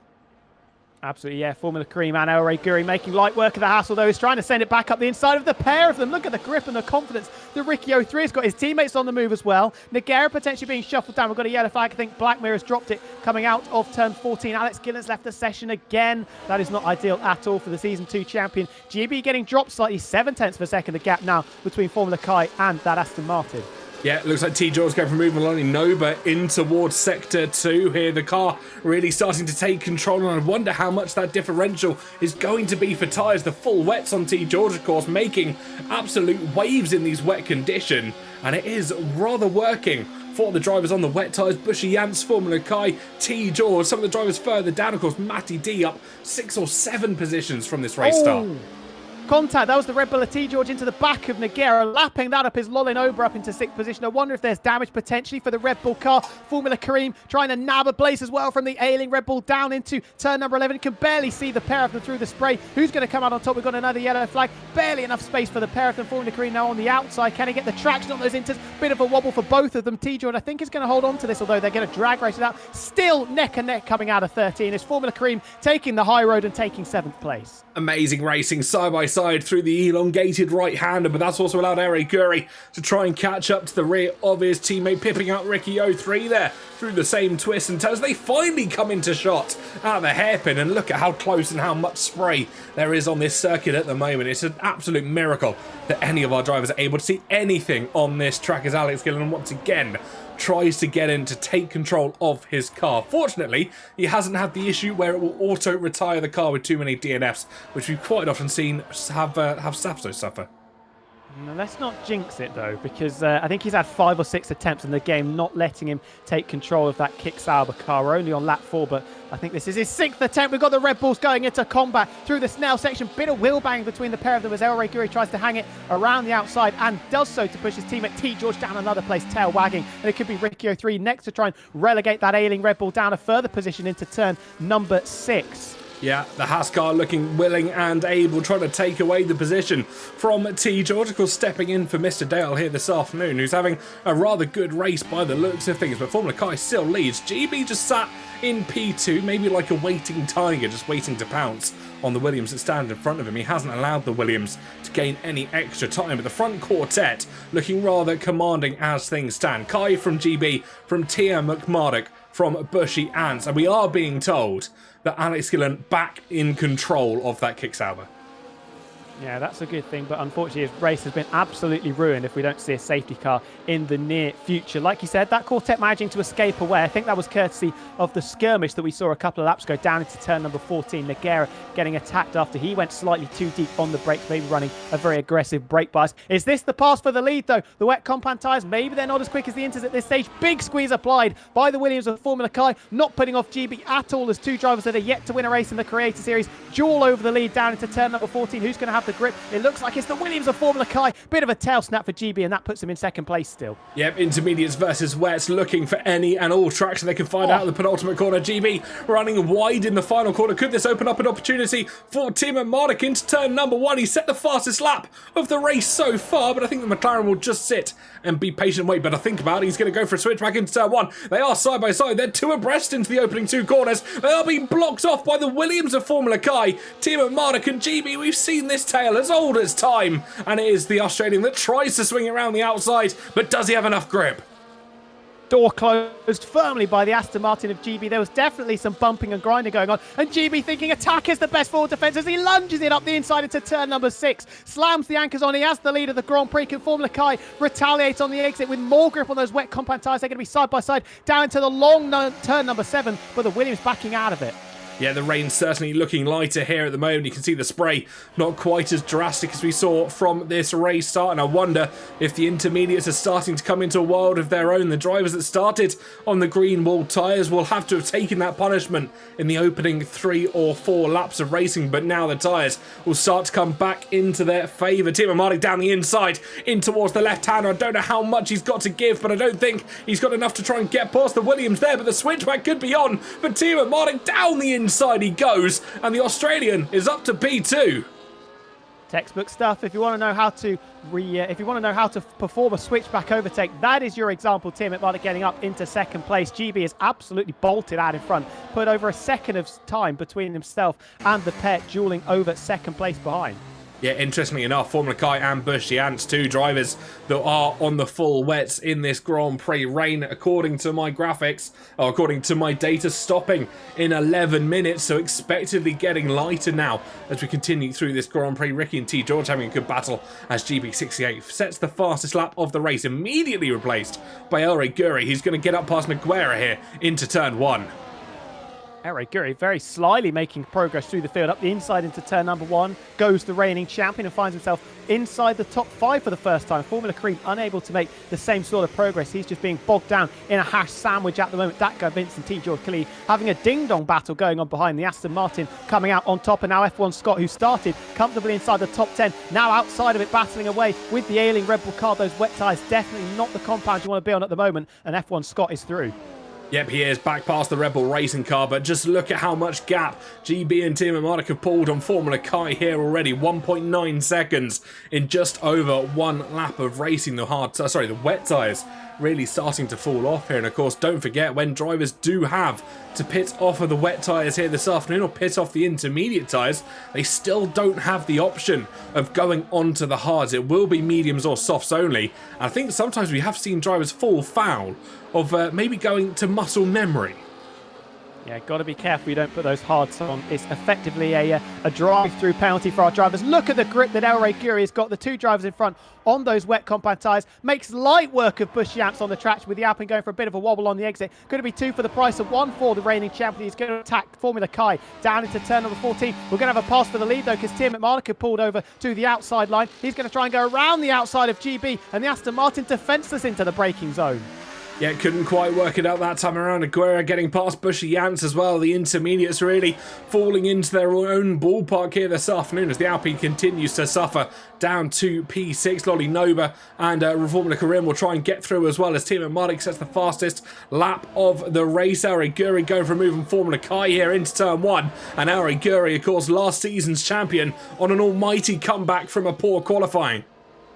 He's done well to get up into third place after starting only 12th. Nogueira getting gobbled up by the Haas of Lolinoba. Inside turns to the outside for the Haas driver. Nogueira having to defend. Got the Williams of Formula Kareem watching very patiently, trying to pick up the scraps from any potential contact we see. We remain side by side through the flat out turn number 5 and into the braking zone of 6. Who's got the confidence to be braver on the brakes? It looks like it's the Haas of Lolinoba, who is not quite going to run Nogueira out of road, but he does get the place. Yep, certainly does, and fantastic move and fantastic bravery from the Haas car there. Formula Karim looking to try and get the position on Nogueira, sends one down the inside, potentially, when that Mercedes car wasn't quite expecting it. The inside becomes the outside rather quickly, and Williams still sticking with him like glue through the double left-hander. He's got to give him space, and that is compromising Nogueira's run here, and that's an almighty move from Formula Karim.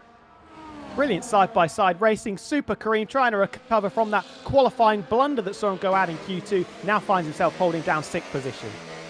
Yep, it is indeed amazing stuff. And apparently Nogueira has wing damage. GB68 has hit an invisible wall. That is an interesting one that I never thought I'd say those words on a Creator Series broadcast. Hayden Gullis managing to pip out T. George through the elongated right-hander as well. And it doesn't look like there's any damage for GB at the moment, but I do wonder what happened to him. Yes, maybe we'll have to assess that clip very shortly. Big gaggle of cars going through the hairpin. This is still the scrap for 4th, 5th, 6th, 7th, 8th and 9th position. Bit of contact there. The hand of frustration thrown out of the cockpit as Nogueira falls off the road in his battle with Formula Kai. The twin Williams is up into 4th place, though, getting past Lolinoba. Yeah, you can see the bump there all going over through that start-finish straight. It almost looks like a bit of a speed bump down the start-finish straight. Formula Korean from Lolly Noba from Formula Kai as well. And I think that's hard. The wet tyres really starting to fall off. The intermediates had to pay their dues in the opening couple of laps. And now the wet runners are having to do the same. The rain expecting to stop in the next 7 minutes. And that is what our drivers will be hoping to try and pit off of. Of course, as soon as the rain stops, they'll probably have a couple of laps to allow everything to try and catch up. Dry off as we continue through, but the wet runners at the moment must be really struggling with temperature.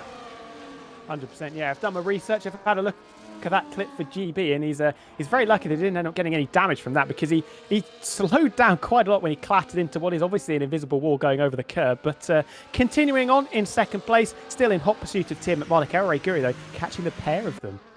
He is indeed making inroads into the front two, who need to try and work together, but there's no DRS for them to be able to try and pull away. Bushy Ants and Nogueira going wheel to wheel. Round the outside is Nogueira. He's going to try and swing it with the extra straight line speed. The track becoming ever drier for those intermediates to start working. Nogueira up another position. P7 for him this time around. He's got Formula Kai standing in front of him, who could be a bit of a sitting duck on those wet tyres. Where do you want to go? Jinking all over the place is the Haas of Ricky. Bushy Ants getting swallowed up by a few drivers there, still on the wet tyres, and Ailing really struggling for tyre temperature and for grip as the tyres not working in these conditions. Around the outside goes Ricky, but I think Bushy Ants is managing to hold on to it just for the time being, although up the inside into the final corner, this surely is going to be the overtake. No, still battling very hard as GB gets the lead back. Yeah, he does indeed. We'll go back to that battle, of course. We can see Bushy Ants and Ricky 03 still wheel to wheel. That guy Vince wants the move down the inside. He's thought about it as the Haas and the Alpine still wheel to wheel through the opening couple of corners. The Aston Martin maybe trying to throw his nose in, but it's not going to be optimistic this time around. F1 Scott still hanging on to the coattails, waiting optimistically for any mistakes from these front three. Yeah, Bushy is really struggling now. Battles going on in front. Formula Kai also on the wet tyres, still getting overtaken by Nogueira. Hopefully the Mercedes can make that stick. Big slide into the apex for the Aston Martin of that guy Vincent. His attempts to try and get past Ricky in the Haas just sort of boxed in behind the Alpine of Bushy Ants. They're going to be side by side through the long turn number 9. Very nearly contact between the pair of them. At the moment, Vince has the high road, but Ricky can try and swing it back around the outside through turn number 8, but he backs out of it. Yep, he does indeed. Not quite this time around. I think he's got to wait for another lap, but not even a fifth of the way through this race yet. It's felt like an absolute millennia that our drivers have been racing. Of course, the wet tyres and the wet conditions really causing carnage there. Matty D gets passed out by Sir Dogan, who's managed to make up some crucial positions, but Alex Gillen, after not starting, well, of course, starting with AI assistance, let's say that, has managed to make some inroads back to the drivers in front of him, but he really needs a safety car for the first time in a while.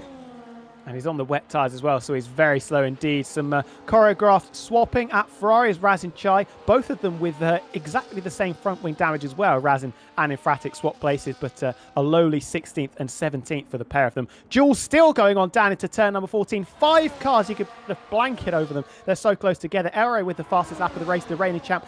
Absolutely rapid. He's going to be sinking his teeth into Tiamat Malik and GB very, very shortly indeed. Oh, is that a spin? Big slide for Tiamat Malik. Code Brown moment there going through turn 2. Yeah, I think that might be the tyres starting to have some issues. 10 laps in already, and of course the track ever drying through the twists and turns here. That guy Vince has lost out to Ricky. They're 3 wide through the second and third corners. The Aston Martin losing out as F1 Scott tries to sniff a move around the outside as well. Opportunistic as ever is Scott. Is he going to run out of road? Can they see the McLaren there? It's bright orange, so he should be able to, but Scott backing out of it there. It's going to leave Datga, Vince and Formula Kai to settle their differences down into turn number 6. Just going wide, getting caught up underneath the rear wing of the Aston Martin. This could be the chance for Scott to get back up into the top 10. Certainly would. That would be a good point on the table for himself. Don't forget, though, he's got Hayden Gullis just standing close behind him, the driver that started rather at the back of the pack after that qualifying disqualification. He's trying to make inroads here to dive down the inside from Hayden Gullis. Can he try and get the car stopped in time? Well, he's used the Papaya McLaren as a brake, and I'm being told the rain has well and truly stopped here in Singapore. I think it has. That's why the likes of Bushy Ants on the wet tyres, Formula Kai on the wet tyres, fighting incredibly hard to hold on to track position. Formula Cream is starting to catch this group as well. Look at the overspeed that El Guri has got coming like an Exocet missile up to the back of the McLaren, down into turn 14. Is he going to make a move? No, just darts back into the slipstream behind the Papaya car. Yeah, just slips in behind, but if that is a sign of anything later on, he's so close as we headed down that back straight. F1 Scott as well with the overspeed, trying to hold off Hayden Gullis, past Formula Kai in towards the hairpin. Both McLarens looking rather racy at the moment as El Guri once again sets the fastest lap of the Grand Prix, but that Red Bull racing car in a straight line, flying like an absolute dart. Ben White again through turn 2. He had a slide at this corner last lap. Now going a little bit too deep. Maybe an opportunity that El Guri is sniffing. This scrap still going on. And it's Hayden Gullis getting 2 for the price of 1. Hollywood stuff from Hayden up the inside. He's into 8th place after starting from the back of the grid. Amazing stuff for the V-Cub driver. Optimistic moves when he needed to. There are moves going on in amongst the field at the moment, as we have got a few drivers in the pit lane. Ricky, Vince, Matty and Gillen both kick Salbers into the pit lane at the same time. I wonder if there could be a double stack here for themselves. I don't think Gillen really cares. He's absolutely desperate to get shot of those wet tyres. On go the medium, the yellow stripe tyres that should take him a decent chunk into this race. Oh no, that was Matty D. Here comes Alex Gillen coming into the pits. He's going to put the same set of tyres on and get going again. Yep, beautiful double stack there, barely held up, but look at this, Eric Gurry wants a piece of Timo Martic down the inside. He thought about it for half a second, and surely the track is dry now, and the straight line speed of Eric Gurry can well and truly be released. Box office battles. Who's going to play their Joker? Who's going to play their ace card? It's very, very close between the pair of them. They've come to blows multiple times over the years in the Creator Series. It's El Rey Guri over to the right-hand side. Is Tim McMullen going to squeeze him over? He's trying to get a bit of slipstream from GB to defend. Is attack the best forward defence? Bit of wheel banging going on down into the braking zone. Ben later on the brakes. El Rey clatters into the side of the Papaya McLaren car, scrabbling for grip on the exit. A big squeeze applied again by the reigning champion to his Australian. And into the pits goes GB, and into the pits goes El Rey Guri. Fascinating stuff here. Two drivers into the pit lane. I think Eric Gurry wanted to move in the pit lane. He barely gets the car stopped as Timo Martic sets the fastest lap of the Grand Prix here in Shanghai. That's what I meant to say, not Singapore. And let's see what tyres everybody is going to go on to. Of course, hard tyres still banned in the Creator Series. They are not allowed to use them, and they have 3 laps to pit off them if they do so go on to. So it will be the softs or the mediums pretty much enabled for every single driver. As DRS becomes enabled, the track is well and truly dry again. And El Rey out on his own on the soft compound tyres. Everybody else favouring the yellow stripe mediums. I have to say, this is absolutely electric stuff. Formula Kai's put the hard compound tyres on, though. Absolutely cataclysmic error, catastrophic to his race. That's effectively a drive-through penalty. He has 3 laps to get those tyres off, but that's a real race ruiner for someone that was looking so quick and it was so positive. And obviously, the driver that I backed to win this race has now made a complete Horlicks of it. I wonder if anybody told him. Of course, one of the reservists here in the Creator Series this afternoon, and putting hard tyres on completely unexcusable. Alex Dillon has gone fastest in the 3rd sector, and it has been a rather good lap for himself, so keep an eye on the Kick Sauber, who's looking rather racy with a fresh set of tyres booted on, as GB68 Eric Gurry going wheel to wheel. Eric Gurry on the soft tyre, making his own sort of moves, making his own sort of music here in China. El Rey Guri doesn't go by convention, does he? And he's absolutely flying. He's certainly got the bit between his teeth as the reigning champion, coming out to play on lap number 12 here in China. Electrifying from El Rey, and he's absolutely flying. Tim McMullen is going to be comfortably behind this pair and may even be closer to Formula Kareem by the time he comes out of pit road. I think you might be right. Let's keep an eye on board and see what happens to Timo Martic. And Hayden Gullis will almost certainly dive into the pit unless he wants to try and do maybe a full race on the intermediates. You never know what goes through the mind of Hayden Gullis. It is a one of craze and chaos, but it is soft tyres going on for the Papaya McLaren. Hayden is also in towards the pit lane, and do not fear, folks, he was not being held up in the pit lane there. Unfortunately, that is just the game. We'll keep an eye and see if Formula Kai does go into the pit, and we'll keep you updated on that as we go through. Pretty much equidistant between Tim McMullen and GB and Tim McMullen and Formula Cream. Hayden into the pits, but the soft tyres, like you said, for Tim McMullen, he's going to try and charge after GB and El Rey Guri, who hasn't quite managed to escape GB at this stage. Same top 3 that we had last week in Brazil as well.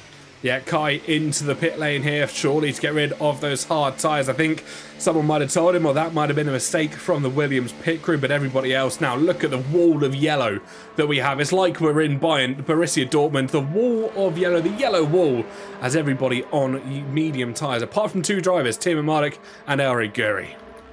I'll tell you somebody who has had an absolute stinker is Razin Chai down in 15th. Obviously only qualified 15th. He's got a 10-second penalty for speeding into the pit lane. When it rains, it pours. And for Ferrari, this is a classic Ferrari race, maybe of a couple of years ago. 15th and 16th not going their way at all.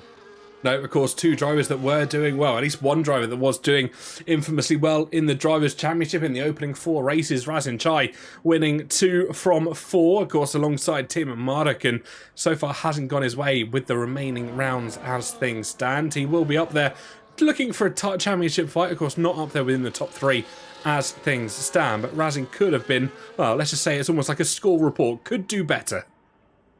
Yes, most certainly, and he's now got to deal with Alex Gillen as they'll duel over a lowly 14th and 15th place. F1 Scott getting past Hollywood down the back straight into turn number 14. Hayden dropping back down into 10th place. Formula Kareem is very quick on those medium tyres, so much quicker than the trio in front of him. We could be having a quartet squabbling over the lead of the race very shortly. I think we certainly will. We'll keep an eye on that situation as it develops. And did you just call Hayden Gullis Hollywood? Yeah, Hollywood Hayden. Hollywood Hayden, that is a nickname for himself. You've also been called a bozo by someone in the chat, but we'll continue through as Razin Chai pips out Alex Gillen, and so far no damage on the Scuderia Ferrari, just besting out the Kick Sauber. Alex Gillen's brace going well and truly from bad to worse as Razin Chai sets the fastest lap of the Grand Prix. Oh no! I think I've offended the Italian convenience of the chat there. So you can pipe down a little bit there, son. Oh no. Anyway, back to the race. Eric Gurry still leads from GB from Tim and Marduk. Formula Karim in the Williams still flying the flag high for the team from Grove. And then Lolly Noba, the Italian stallion, pulling his way through in P5. Bushy Jansen 6, Naguera P7, 8th, 9th and 10th, Ricky Scott and Hollywood himself, Dan in P10, as if that man's ego needed to get any further indeed. And, well, Fusion's that's a quick way for a timeout. Let's just say that, because that message has been held. Oh dear. Sorry, but yeah, let's return to Hollywood Hayden Gullis. He's comfortably ahead of T. George, but F1 Scott looking very quick on these tyres since he's come out of pit road. And yeah, Hayden in a little bit of trouble at the moment. Less like Hollywood, more like someone that isn't quite as glamorous. He's just banned, rip. Sorry, that made me chuckle. See you later. See ya! Elry Gurry still continues through GB, and this battle is going to get a little bit feisty. I think that potentially three-way fight could turn into a quartet. Formula Karim is starting to make inroads to our top two here. Yeah, Tim and Marduk not quite as quick as we maybe would have expected on those soft compound tyres. It sort of stabilised the gap between himself and GB, and I think he could have his mirrors fooled very, very quickly with that beautiful blue Williams of Formula Karim. But the leading four very comfortably clear of everybody else. Lodinoba 7.5 seconds further back, and Bushiance a further 5 seconds behind the Haas car. Yeah, of course, no rain expected as we continue through this Grand Prix at the moment. Fastest lap still does belong to Formula Karim, about 4/10 quicker than anybody else as things stand. So it is a really good opportunity for this Williams car to try and make some inroads. The medium tyre really working out. And interestingly enough, he is quicker than some of the drivers on the softs. 100%, yeah, looking very, very strong indeed. We saw it in qualifying. He should have been in the top 10. He probably should have been starting from first or second on the grid, Formula Karim, about where his teammates started this race, but with a very, very big blunder at the end of Q2, staying in the pits, didn't set a lap right at the end of the session, and it was to his downfall. Elray Guri doing something very similar, but they fought their way back through nicely, and Formula Karim could be on the podium very, very shortly. Yeah, speaking of Formula Karim, his teammate who's just missing an R and an M, Formula Kai, down in P16 after that earlier pit stop blunder, going onto the hard tyres, which of course still banned here in the F1 Creator Series. But one thing I want to note here, Drazen Chai and Alex Gillen and a couple of other drivers, of course, did at least one pit stop on the soft tyres. Blackmere did 2 pit stops under the rain conditions, went from intermediates to wets, wets to intermediates, and then onto the mediums when it started drying up again. Yeah, that's not quite the strategy that you really want to play. The strategy card not working out there as Alex Gillen battling away with Razin Chai. Be careful not to say anything that could offend the 14-year-old Italian fans or Ferrari fans in the chat at the moment. I tell you what, Formula Karim has closed very quickly up to the back of Tiamat Malik and Elray Guri, having GB and the Aston Martin shadowing his every move through the middle sector. Yep, well, it's interesting to know the teams that live so close from one another. Milton Keynes to Silverstone at the moment. It looks like Eric Gurry's got a copycat on his hands as we head in towards the third sector. GB still looking for that world-famous race win. I wish I had the massive donut graphic to be able to show you all at home, but unfortunately you'll have to just imagine a massive 0 on your screens under wins for GB68. Team Marduk and Formula Karim, of course, still closing in, and TB wants to try and get the race done here. He's alongside and ahead before the DRS even became a factor, and Eric Gurry will have to play second fiddle at the moment. Formula Karim follows the moves of the Aston Martin in front of him. He's up into the podium positions. Easy as you like. And I tell you what, it probably says that the soft tyres are already past their best. How long have we been on them? 4 laps maybe? 4 laps. For GB and for Elray Guri. Sorry, and Tim, a massive wobble though coming through the final corner. That was nearly Formula Karim's race ruined as he picks up the fastest lap as well. Yeah, 10th quicker than his previous best, and something is really working in that Williams, and I don't think it'll be long until they're on the back of the Red Bull racing car of Elray Guri. GB, of course, still leading this Grand Prix, but as we don't want to jinx it, it's a very long way to go. Fortunately, though, GB on no warnings. 2 drivers behind him, Elray Guri and Formula Karim, on 1 and 2 apiece. Team Monica's 3 to his name already. That is a lot very early on. And this isn't necessarily the track where you're going to pick up too many corner cutting penalties. Nobody after 17 laps has a 3-second penalty for corner cutting. So, yeah, that is going to be to the concern of those drivers. A little bit of squabbling going on between the two Kick Saubers and Raz in China. Lime green sandwiches the Scuderia Ferrari car. Alex Gillen currently holding 12th place, trying to recover from the various trials and tribulations that he was having in the early stages of this race. Raz in China following him through, Matty losing a couple of places. Yep, certainly has indeed. The Matty D, of course, allowing his teammate through, trying to work the team game, and Raz in Chai in the Ferrari working back from what has been a classic Ferrari blunder here this afternoon. And yes, I've said it, welcome everybody into the chat that's going to come and call me various nicknames, but we can continue through this Grand Prix. Raz in Chai working out a little bit better than his teammate Fratic. El Guri getting the move back past GB6 here in towards the hairpin. The Aston Martin still looking with the advantage, of course, on the medium tyre, will be able to run significantly longer than the Red Bull racing car, but in Fratic down in P17 hasn't really made an impact that would be anywhere but lasting in this Grand Prix. Oh, GB's got the lead back, though. I think there was a bit of a mistake there coming through the final corner. Please and thank yous for the Aston Martin, who reclaims the lead of the race. Formula Kareem has helped Tiernan Marduk out. An absolute treat because he's got that Papaya McLaren in DRS range of the battling duo in first and second place. So, yeah, I think some thank yous are going to be sent over to the Williams garage there. Nogueira very close to the back of Bushy Ants, but not able to make a move around the outside into turn number 1. Yeah, Raz in Chai back past Alex Gillen, Hayden Gullis and F1 Scott going wheel to wheel through the opening couple of corners here as well. The V-Carb on an almighty recovery drive throughout the course of this Grand Prix, started from last as the McLaren just gives him a little bit of a love tap, a tap on the arse, and through he goes. Hayden Gullis can now try and focus on Ricky 03 in front of him. Hollywood getting back ahead of the McLaren to move up into 9th place. Bit of a wobble under braking there, though, into turn number 6. And look at this quartet that we've got battling for the lead. El Guri and Tiernan Marduk, reigning champion and Season 6 champion. Formula Kareem and GB yet to win a race in the Creator Series F1 edition. Formula Kareem only his second race, but GB has been here for quite the while. Is this the time he finally leaves the donut shop? But look at this. The Williams of Formula Kareem, very quick coming out of turn 13. Yeah, he is, and he's already alongside when that DRS becomes active, and I think everybody has it, but El Guri, who looks so strong on the straights in the previous run, especially in the wet weather conditions, seems to be a little bit lost here at the moment, even with DRS, and I wonder if that's more because he has such a quick straight line speed with setup. When that rear wing opens, the differential is not as great as he once thought.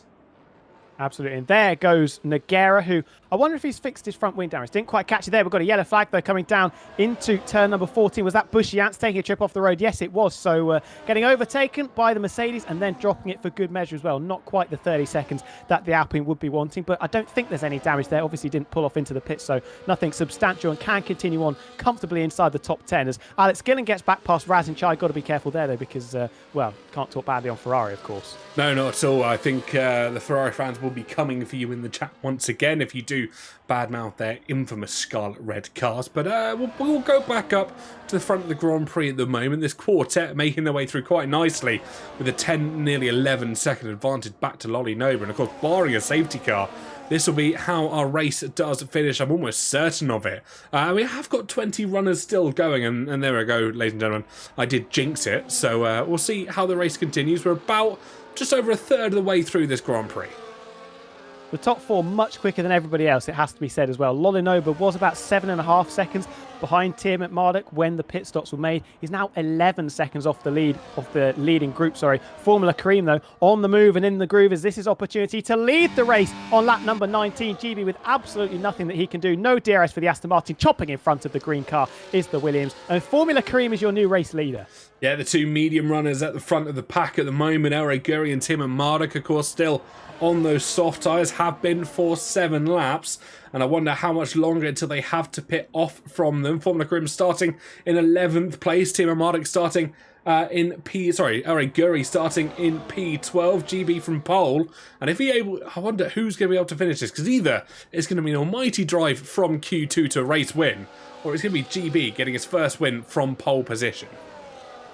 Yeah, GB knows the opportunity that is being presented to him here. Starting from pole position, he's in the leading fight early. There's been nothing negative he has to deal with so far. He has had to deal with so far, 20 laps in. He's just got to try and be careful here because he knows what's at stake. He certainly does, and we'll continue through. We're about 8 laps off that half-race distance. With the hard tyres obviously not being available for our drivers, they have to be very careful on pit and tyre strategy. We will continue through. GB still on 0 warnings, and that is important to note because everybody around him has at least one. And one thing I have noticed, you can get warnings while I saw drivers disqualify their laps as they headed in towards the pit lane. If you cut the track there, that can count as a corner cutting warning. Yeah, that is not ideal at all. People are going to have to be very, very wary of that. Wary of that turned into Jonathan Boss there. GB very close to the back of the Williams of Formula Kareem. We're going to see the lead changing hands once again. It does flip-flop the Aston Martin back through and up into first position. Yep, sensible moves there between Formula Kareem and GB68. Of course, they know they can work together, use that DRS as Guri still holds on to P3. I think Timo Mardik is sitting pretty in P4. We can see just up ahead the road in the distance. That will be Blackmere, the first of the lapped cars, which we probably weren't expecting to see for the longest time, but it will be that driver that is just up the road and then a considerable distance ahead, 14 seconds, is Dark Viper, whose race also hasn't gone the best of ways, along with Datgo Vince, who are considerably off the rest of the pack at the moment.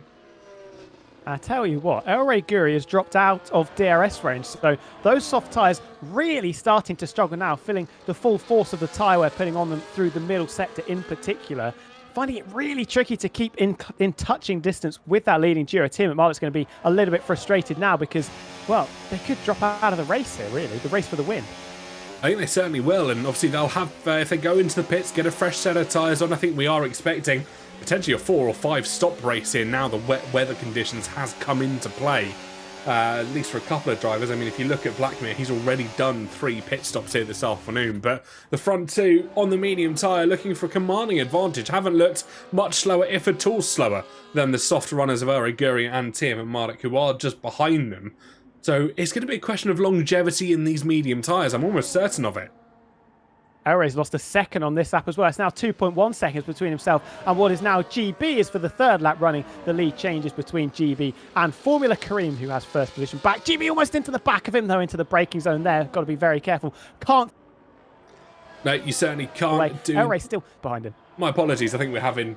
Discourse is having a little bit of a moment in the background, but we will continue through the pit lane there. So soft tyres off for the Red Bull racing car. We will inform you what he does decide to go on in the next couple of moments. Hayden Gullis still battling with F1 Scott as well on lap 22 and 56.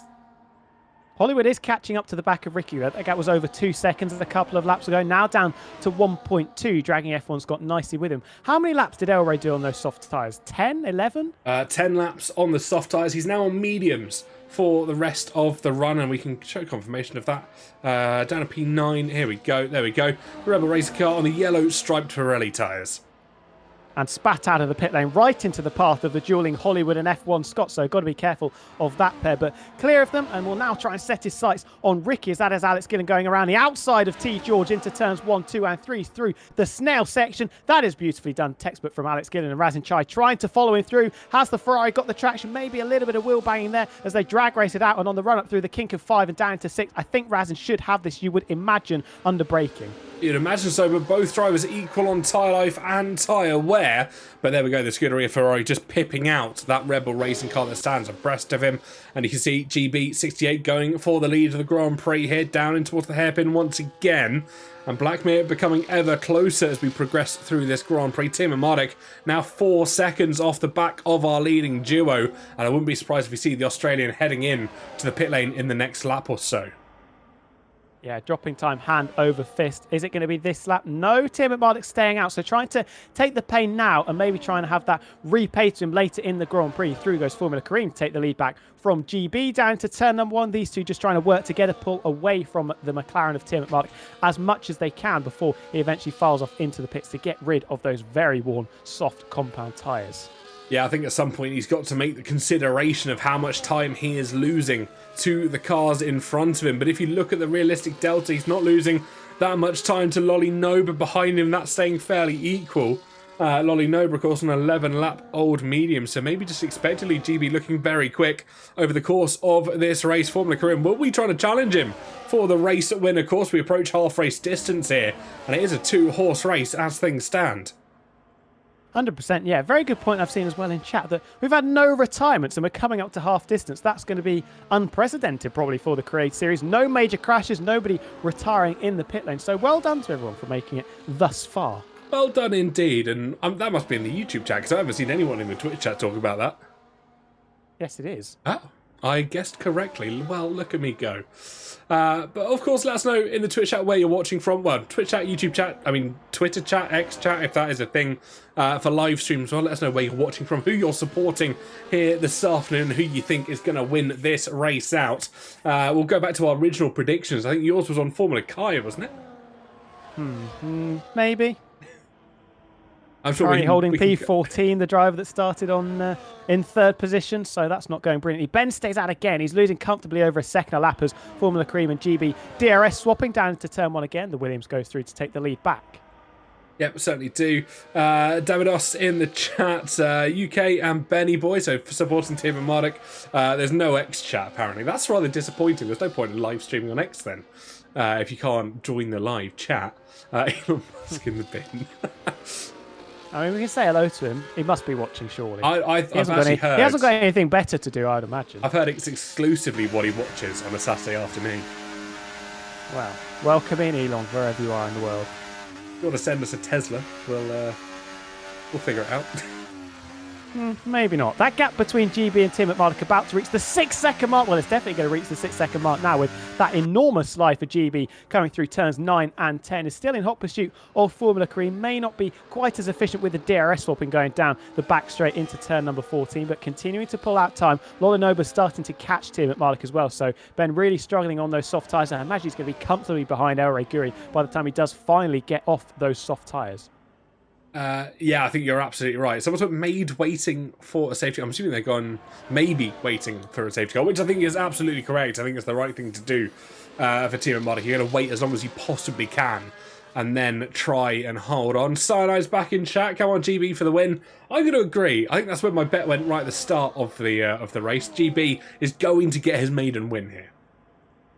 Well, let's not count our chicken just yet because we know how things have gone previously. Will he make a move into turn 1? No, doesn't dart over to the inside. Tim at Marduk stays out again as here comes Hollywood up into 8th place. Ricky 03 defences with no DRS down the straight and Hayden holding 8th position now with F1 Scott lurking in the rear view mirrors of that Haas car trying to push him down a further position. Yep, he has indeed. Hayden Carles up to P8. Of course, the gap between himself and the drivers in front ever increasing as El Guri just pips out Bushy Ant there for P7. I've got someone's name right in chat as well, which I'm rather happy about. Doesn't happen very often, but very happy with that one. Formula Cream still leads as Bushy Ant seems to be struggling on the tyres that he's currently on. He's taking those mediums 13 laps at the moment through the course of this Grand Prix, and we are approaching half race distance. That will come around lap 28, and I wonder if drivers are looking to take some mediums to the end of the Grand Prix because, of course, they don't have to worry about doing the mandatory tyre rule. The hards coming out, or sorry, the wets coming out, nullified that rule. If they do only want to make one more stop, they're going to have to extend these mediums maybe another 8 or 9 laps. With the pace that some drivers are showing, they're clearly struggling a little bit compared to El Guri on the brand new mediums. That could be a bit of a tall order. Here is GB finally going to get the lead back from Formula Cream as they continue to work together. 7.7 seconds. The gap back to Tim at Marduk really struggling. I cannot believe he still hasn't come into the pits. If he's waiting for a safety car, he might be waiting all the way until lap 56 with the way this race has gone so far. I think you might be right, but at the same time, he is trying to maybe extend that tyre life, and we do wait and see in the background. He is staying out once again, so maybe the softs just have enough life in them to go for another lap. We are being told front left for Team at Marduk, 64%. Ben's doing S confirmed 1 stop. I mean, he's got to do the 2 stop guaranteed because he's already done 1 stop in this Grand Prix. That would be impressive if he gets the tyres all the way to the end of the race. Obviously, meaning 1 more stop on the on the dry tyres. I don't know why he's done that because you don't have to use the soft and the medium tyres. Could have very easily gone medium to the end if he is trying 1 stop from the rain. So, yeah, interesting tactics there from Tim at Marduk because he left himself a lot of work to do. 8 seconds off the back of Formula Cream and GB, who I imagine are also probably doing 1 more stop to the end of the race. Yeah, the confit mid 1 stop is cooking according to Gareth Allen. But yeah, I think you're absolutely right. Everybody on the medium tyre at the moment, so that will be Lolly Noba, GB, Formula Karim, and the rest of the drivers will be going medium. Of course, there's no requirement at the moment to go for the 2 individual sets of soft tyres. The intermediates and the wets nullified that. Yeah, through goes GB again as we're coming up to half distance. These two have swapped place, I think, 10 times in the previous 8 or 9 laps. Don't worry, Truth Raven. Apologies for my keyboard, lol. We don't need to. We knew what you meant. Don't worry, we're just joking around. We did. Gareth likes to change names around. So thankfully he's not here this weekend, because otherwise I probably would have ended up as Timmy Kibbles once again, or Timmy Kettles, whatever he likes to change my name to every now and then. What if Ben is laying back a bit, and Ben's going to be going a 2-3 lap undercut? Who knows what's going to happen, but he still runs that risk of the drivers in front. Like, even if he's going for the undercut, it's a long way forward, and he's lost the pace on the soft tyres. Eric Guri sets the fastest lap of the race again, a 1:34.0. What are you going to be thinking if you're GB in this race? You've got Formula Kareem, who is very, very quick, sat in your wake, battling away, swapping DRS to try and work together and pull away from everybody else. El Rey Guri is going for a 2-stop strategy. We'll have to wait and see if that's going to work. A 3-stop strategy if you include the rain from the start of the race. Timo Marlott looks to have made an absolute mess of his strategy decision, nearly 10 seconds off the back of this pair. Do you think, is GB now thinking, well, I've got to take this opportunity now? Well, I think that's the question, but I wonder how much vertigo he's getting in that Aston Martin cockpit at the moment. We are hearing words that Ben is boxing this lap, so we'll keep an eye on Timo Marlott. But Formula Karim, who's kind of come out of nowhere in the course of this Grand Prix, he's made up 10 positions already, up from P11 from where he started. It's going to be an almighty race battle. I mean, if these two were in the contention for the race win, it'll be a brand new race winner, no matter who finishes first out of the two of them. Yeah, definitely. GB having to wait quite a lot longer than Kareem has. This is Kareem's second race. I'm not sure how many races GB has done, but I think it is comfortably over 60. Both of these two are going to stay out. And if Ben is coming into the pits, I have to say, I think he's waited way too long. Lolanoba's caught him by 6 seconds. He's nearly 11 seconds off the back of the dueling duo out in front. El Rey Guri now up into 4th place. He's going to be about, 15 seconds behind El Rey Guri when he comes out? And that's been done in 5 or 6 laps since El Rey came in? Yeah, El Rey's had an amazing drive through course. He's up to P4. He's pipping out Lolly Noba there. And that's the undercut that has really worked out for him. I wonder if he's extended them long enough, if El Rey Guri will have to pit again before the end. Timo Marlott, where's he going to come out of the pits, just pulling away from his pit box there? He's going to be passed by a considerable number of drivers. He's back behind Hollywood, and he's back behind his teammate. Going to have to do some overtaking then, which Tim McMarlett always likes to do. Oh, Alex Gillen coming down the straight. If there's one person Tim McMarlett does not want to see right now, it is Alex Gillen, and probably Razin Chai is second on that list after the tete-a-tetes that they were having 1 week ago in Brazil, but he is 3 seconds clear of the Kick Sauber. Can chase after his teammate F1 Scott, who is still battling away with Ricky and with Hollywood for 7th, 8th and 9th. Yep, certainly are indeed. And we'll keep an eye on the battle as we continue through. The battles are so close between Hayden Gullis and the drivers in front. Had to put Formula Karim in the Williams because Meraki has been slacking this season. Well, talk about a teammate coming in and showing you up. He's doing a Franco Colapinto, if you will, coming in and showing how a real driver drives. Yeah, definitely. Is Ben going to the end? Well, it's a debatable one, isn't it? We've only done half the race. He's going to have to do 28 laps on those medium tyres, which aren't a particularly great race tyre, and you can't use the hard tyres either. So this strategy decision that Ben has made, I'm still really, really questioning it. Yeah, it's going to be an interesting one for our drivers to contend with. Of course, Razin Chai, when he heads into the pit lane next to get off of the medium tyres, he'll have to serve that 10-second penalty as well. So I think everybody's a little bit up in the air at the moment. Drivers are still a little bit wary of how long tyres can go. I mean, Kareem and GB have been on these mediums for 17 laps now, so they can extend them a little bit longer than they want to, but I think we'll see them pit probably around lap 34, 35, and that'll be equidistant for the two stints. I think we know that the soft tyres were not the correct choice. El Rey Guri has to stop again, as do Kareem and GB, and he's 15.5 seconds off the back of the pair of them. Only a safety car is going to save the reigning champion and give him any chance at getting back-to-back race wins. And Tim McMardock, I think he's legitimately in 10th place now with his strategy. Yeah, I think he absolutely is. He potentially has to box at least one more time unless he wants to take the mediums over half the race distance, which is completely possible in a Grand Prix like this. But I'm just watching the battle once again between Ricky, Scott and Hayden Gullis for P7. Hayden Gullis on tyres that are 16 laps old. The drivers behind 18 and 17 respectively. I think everybody is starting to settle into a bit of a rhythm, but pit stops will disrupt that. Of course, the stop and start nature, they won't necessarily be able to stay in the groove. 100%, yeah. And obviously we've had no safety car in the first half of this race, so the field is quite spread out. El Guri is still pretty quick, now 14.8 seconds off the back of GB as he continues to pound round on those much fresher medium compound tyres. He's managed to drop Lolinoba by just over 3.5 seconds. Then it's Nogueira and Bushiance, all three of them doing a very commendable job indeed. And then 6 seconds back to Hollywood, Ricky and F1 Scott, with Tim McMulloch closing very, very quickly. Yeah, you can see on your track map there, El Guri just going across the start-finish line, GB heading through the second and third corners as Hayden Gullis loses out 2 positions in that back straight. Ricky and F1 Scott both surpassing him in towards the hairpin, in towards the penultimate corner, and it will be Ricky that leads across for the P7 on the 30th lap, and we are over half race distance now. I wouldn't be surprised if we see some of the other drivers, our front runners, pit in the next 3 or 4 laps, get their original mediums off and onto a fresh set of boots to see them to the end of the Grand Prix. But as you said, a safety car can still spice this race up. It's not over until that checkered flag flies. Especially with how hard these guys are racing. F1 Scott saw a minuscule gap up the inside of Ricky down to turn 1. Here comes Hollywood. He had to dart over to the left-hand side, nearly clattered into the rear of the Papaya car. And there's another Papaya car lunging it up the inside. Tim McMulloch coming out of nowhere. Hayden Gullis-esque up the inside to take 9th position away from Hollywood. Amazing stuff from Tim McMulloch, using the fresh tyres to his advantage. He's going to go down the inside of his teammate now, who are wheels to wheels. F1 Scott will just have to let that one go. He knows it's not the fight that he's going to be racing throughout the course of this Grand Prix, and Tim McMulloch up 2 positions in as many corners. His next target now will be Ricky 03 in towards the elongated right-hander, and if he can try and get up to P7 and start challenging towards Bushiance once again, that's an easy move in the end, but he can't go too early. Of course, the DRS detection zone before the right-hander, so he will still get the rear wing open as GB and Formula Crim switch positions in towards the first corner.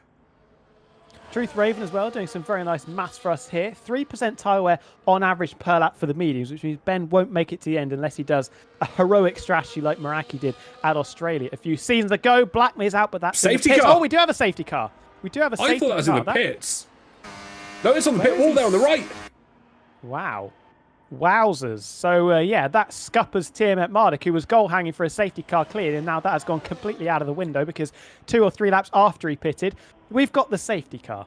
We do indeed, and everybody piling into the pit lane. Apologies for that horrible camera angle that you get there as drivers head in towards the pit lane. It's not something that is rather pleasant. It's something we try and sort it out. That re-racks them, says Gareth Allen, and he's absolutely right, as every single pit crew comes out of the pit lane. Hayden Gullis hasn't been held there. Maybe he actually has. No, there we go. Much caught up into turn number 1. The game just figuring out where exactly on track the drivers are going to be. But Blackmare managing to find the wrong side of the pit wall. And that brings out the safety car. GB, of course, getting past it, not through Sector 2 when that safety car came out, so we'll have the opportunity still to pit, and almost certainly now onto mediums to see this race out. Let's see if anybody's fallen victim to the hard tyres. Not as of yet. We have got the top 7 still potentially to pit. So what does Tim McMulloch do here? Does he use his other set of medium tyres? Only 3 laps done on his current set, so I'd be amazed if Ben comes into the pits again. He's going to lose a bit of track position. El Guri is a debatable one. The leading duo are definitely going to come in. El on 9-lap-old mediums. Is he going to use his second set of mediums to go to the end? We'll have to wait and see. El done the right strategy if he went onto the soft tyres under the or when the rain stopped, because he has still got 1 set of mediums that he can use, and he's got some decent track position. He certainly does. I wouldn't be surprised if we see him in. There we go. 10 laps on the mediums will be enough to feel a significant disadvantage. But I think Ben will stay out. He's going to take whatever track position he can afford. He'll get past Bushiance.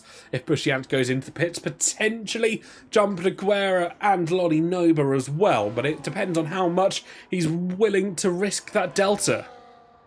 Yeah, definitely staying out on those 3-lap-old tyres. Going to become 4 laps as he cuts the beam. Where is he going to be? Is he going to be ahead of El Guri coming up? It's going to be very close out of the pits. There's the reigning champion. The McLaren does go through, so Ben reclaims 3rd position on the road, but with slightly older tyres.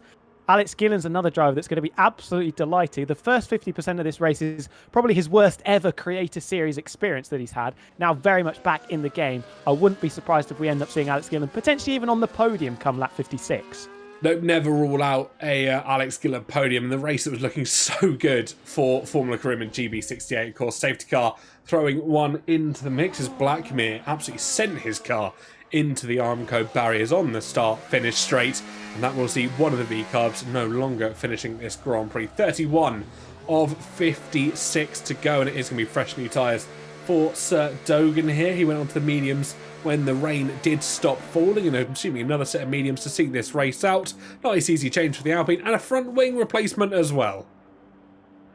If he's been holding that for the majority of the race, he's going to be delighted with that safety car. Hopefully the two Ferraris also managed to repair their front wings. See, I do like Ferrari, everybody. Don't try and get it twisted. They should be making some decent ground now that they're able to catch up to the back of the pack in 14th and 15th place.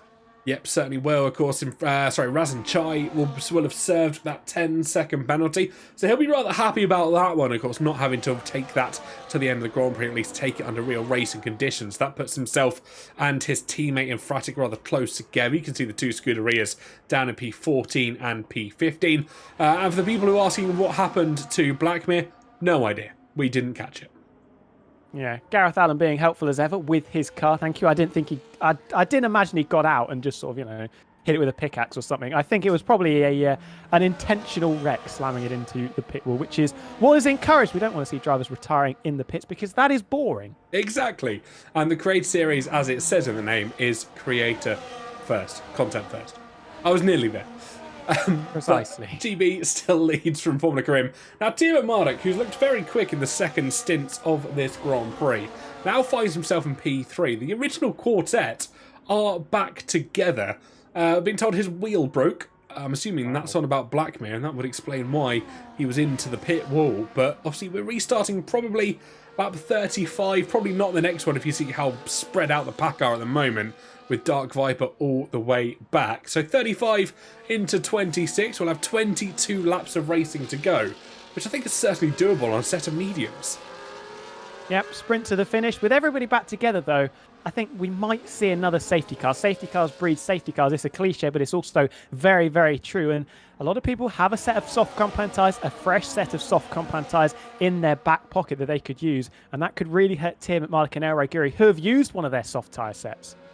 They certainly have indeed. Actually, the only two drivers that have used the soft tyres at all. El Raiguri taking his 10 laps, Tim McMardick taking his 15 laps over the course of this Grand Prix. Of course, someone will use some of theirs in qualifying. We have got no rain expected still here in China, but it is looking rather overcast once again. It was looking sunny when it cleared up, but the cloud cover has once again come back in Shanghai. Yeah, everybody's very careful. Like you said, the heavens not expected to open at all in the remaining 23 laps of this race. But you never know with the F1 game and with the weather. It could just absolutely spring a surprise on us and we could have thunderstorms or maybe even snow. I wouldn't put it past it. I'd love to see snow. See how the rain tyres handle that, of course. This isn't Rally where they have the metal studs or the tungsten studs in the wheels, try and clear as much snow off the gravel as they possibly can. But I'd love to see some Formula drifting. I'm sure the safety car would be rather good in those conditions. And as I expected, I doubt we're going to go racing on 34. So we will be going on 35 as Bert Mylander will lead us round another lap again as Dark Viper taking his sweet merry time to catch up with the rest of the pack here. Yes, not exactly rushing up to the back of the safety car, hoping it does stay out for another lap, and it will subsequently do. So it should be 34 that the safety car comes in, and then we will have 22 laps to decide the winner of the Chinese Grand Prix. The championship leader currently holding third position. GB and Formula Cream yet to win in the Creator Series so far. We could have a brand new winner on the written into the legend of the Creator Series. If Formula Korean managed to get a race win after his second appearance in the Creator Series, that is surely laying down a gauntlet that Meraki will have to follow next week or risk. I'm guessing Williams terminating that contract, at least here in the Creator Series. Because as we know, Williams rather underfunded in terms of modern day Formula 1. Will be looking for any potential points that he gets. Just FYI, as he crashed on purpose, he didn't want to race anymore, as advised by the Creator Series rulebook. Mr. Gareth Allen just informing everybody as to why Blackmere did go into the pit wall in accordance with the rulebook, or at least advised by the rulebook, as it promotes, let's just say, a little bit of havoc and chaos and adds to the content. And that's what it's done. We've got a safety car. Everybody's come back together. It's like a nice little reunion under the safety car. We've got everybody back in a snake in a line. Hopefully the safety car comes in. Although Dark Viper's still not catching particularly quickly, it has to be said. He will catch up by the time we get to turn number 13, I believe, in that silver arrow car. And that should be the notice for the safety car to come in. Yeah, it's normally as we head in towards the third sector, and there we go, right on cue. The safety car has gone in. So Williams signed a $168 million contract with a sponsor. I mean, quite possibly, but have you seen how expensive a Formula 1 team is to run? Especially when their drivers keep throwing it into barriers every race. We don't talk about that. They've found a pound, maybe. We'll have to wait and see. I'm sure if they sell off the damaged parts of a car, they'll make it back tenfold if they just put a signature on there somewhere. But enough about authentic F1 merch. We will continue with this Creator Series race. GB will lead us away. The Creator Series, the safety car, pulls off in towards the pit lane, and it will be the Aston Martin that will lead us away to go racing for lap 35 of 56. 22 lap sprint till the end of the Grand Prix. His foot goes to the floor, the lights will go green, and the British Racing Green Aston Martin will lead us through from Kareem, from Tim Mardik, from El Guri, and it's any bets which way this is going to go. Bit of a gap back between Hollywood, Hayden Gullis to Ricky Nod. A particularly good restart for the RB car, F1 Scott, and particularly Alex Gillen will be trying to lap up that little error from Hayden on the restart. There is Alex Gillen having a little look around the outside of F1 Scott, almost clattering into the rear of that McLaren car because he's got so much more grip and confidence, but still in 11th at the moment. Formula Kareem very close to the back of GB. Maybe thinking about a move up the inside, darts over to the middle of the circuit. Is he going to be brave on the brakes? Little look up the inside, bit of a tentative lunge from the Williams car, still side by side on the exit, but GB is going to hold station. Yeah, purple first sector for Tim Mardik, who's looked for an almighty restart from this safety car. The Bio McLaren really trying to push the front two through this Grand Prix already, and we're already halfway through lap 35, and the quartet is starting to make inroads. They've got a little bit of a gap to Lolly Nobis, 6/10 at the moment, and they have one lap to try and get that 1 second advantage. I wouldn't be surprised if we see that manifest down the long back straight in towards the hairpin. Cream almost pushing GB through 11, 12 and 13, saying, come on, get on with it as we get onto the straight. Is this going to be an opportunity to get the lead back? Not using any ERS, just using the setup that he's got, the lower wings potentially and the slipstream to try and pull him towards the Aston Martin of GB. Dives out towards the inside, and that is going to be the lead of the race. Yeah, fantastic move from Karim. Used the extra straight line speed afforded to him by his setup, and he's up to P1. And of course, a little bit of a mistake out the hairpin, but nothing to write home about, as the Williams will take us over the line onto lap 36 of 56, 21 to go. And that's very wide out of the corner from Bushy Jans and someone else in the background. I think that was T. George going wide. Yeah, people struggling for grip. Look how close GB was. He was thinking about a move up the inside as Infratic sets the fastest lap of the race. Razin Chai getting past Formula Kai is losing a couple of places down into 14th, the driver that started in third place and led the opening stages of this race, trying to get one of those places back, battling away with T. George, but got to be careful of Infratic, who just set the fastest lap, nibbling at the heels of the pair of them. Yeah, Infratic looking very quick off this restart. Look at the Ferrari already alongside the Red Bull in towards the right-hander, the double right-hander that we have here.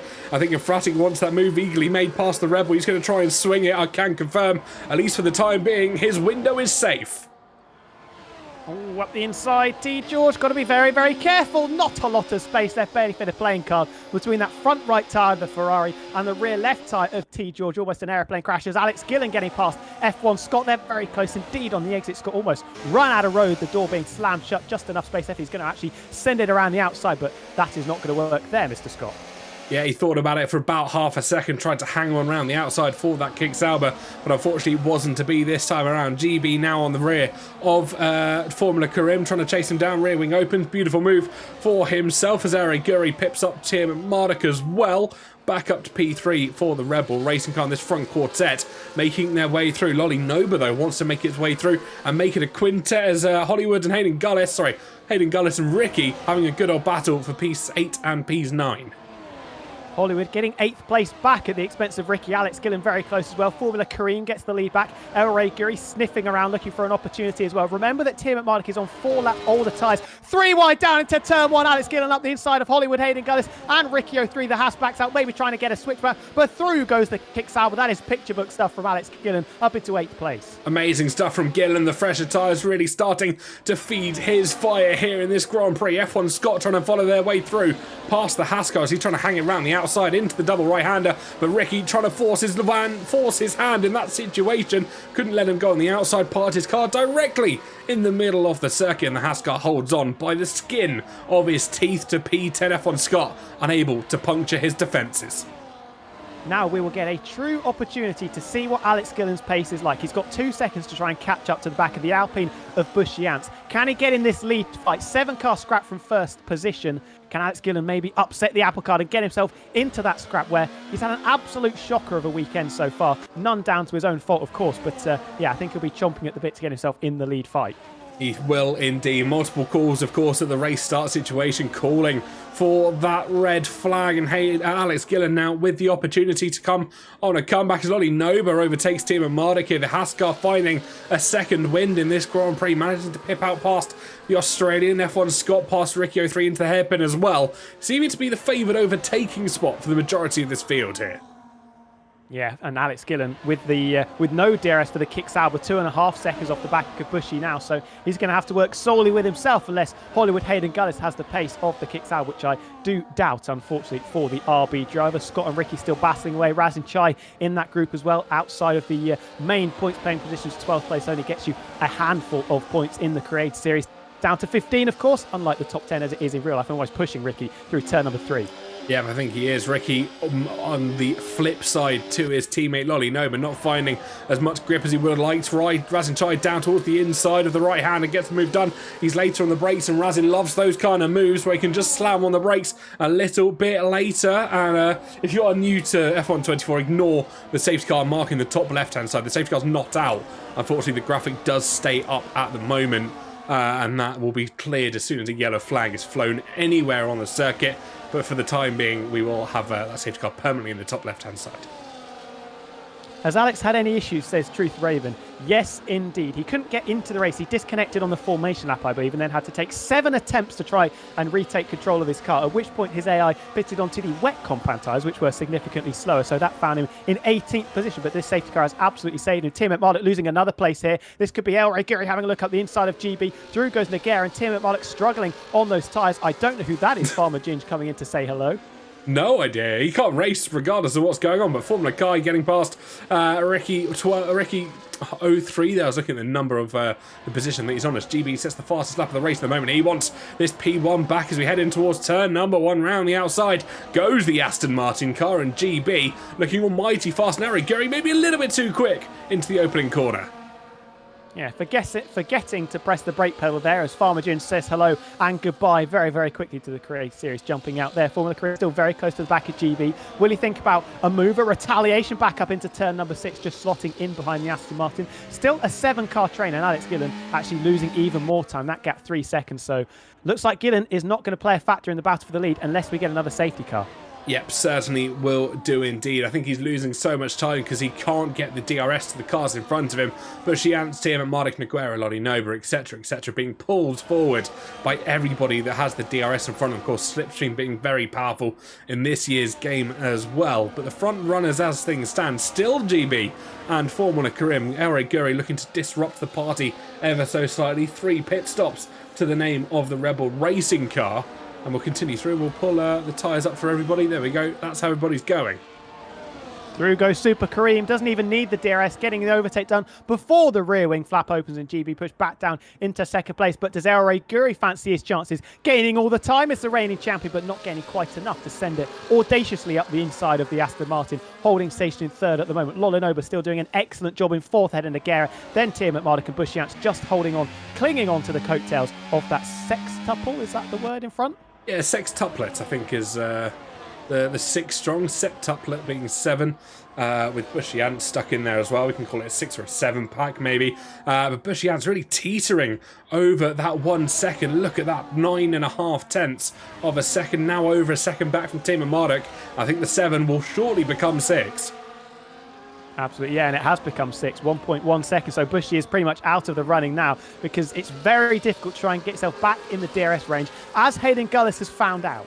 Yeah, I think Hayden Gullis is having an awkward situation at the moment. He's trying to pull Alex Gillen back, and Alex Gillen not making too much inroads to Bushy Ants. Bushy Ants is actually the one falling further back to the kick Sauber at the moment. Timo Marduk is still hanging on to the back of this front 6, and we have got about 16 laps to go once we cross that start-finish line for the next time. And it's Karim from GB from Ari Guri as your podium at the moment, and I don't think we're expecting anyone to pit again. The only driver I can see potentially having to do it is Timo Marduk, who's about 4 or 5 laps older than everybody else's tyres. And he's slower than everybody else as well, though he could be picking up a place here because Nogueira was a little bit wide coming through turn number 13. Does Ben seize the opportunity to get back up into position number 5? Look how close Ere and GBR to the back of Formula Karim. Lolinoba following in suit as well. And look, Nogueira, 8 tenths of a second back. Tim Marduk does not want that Mercedes to fall out of the DRS train.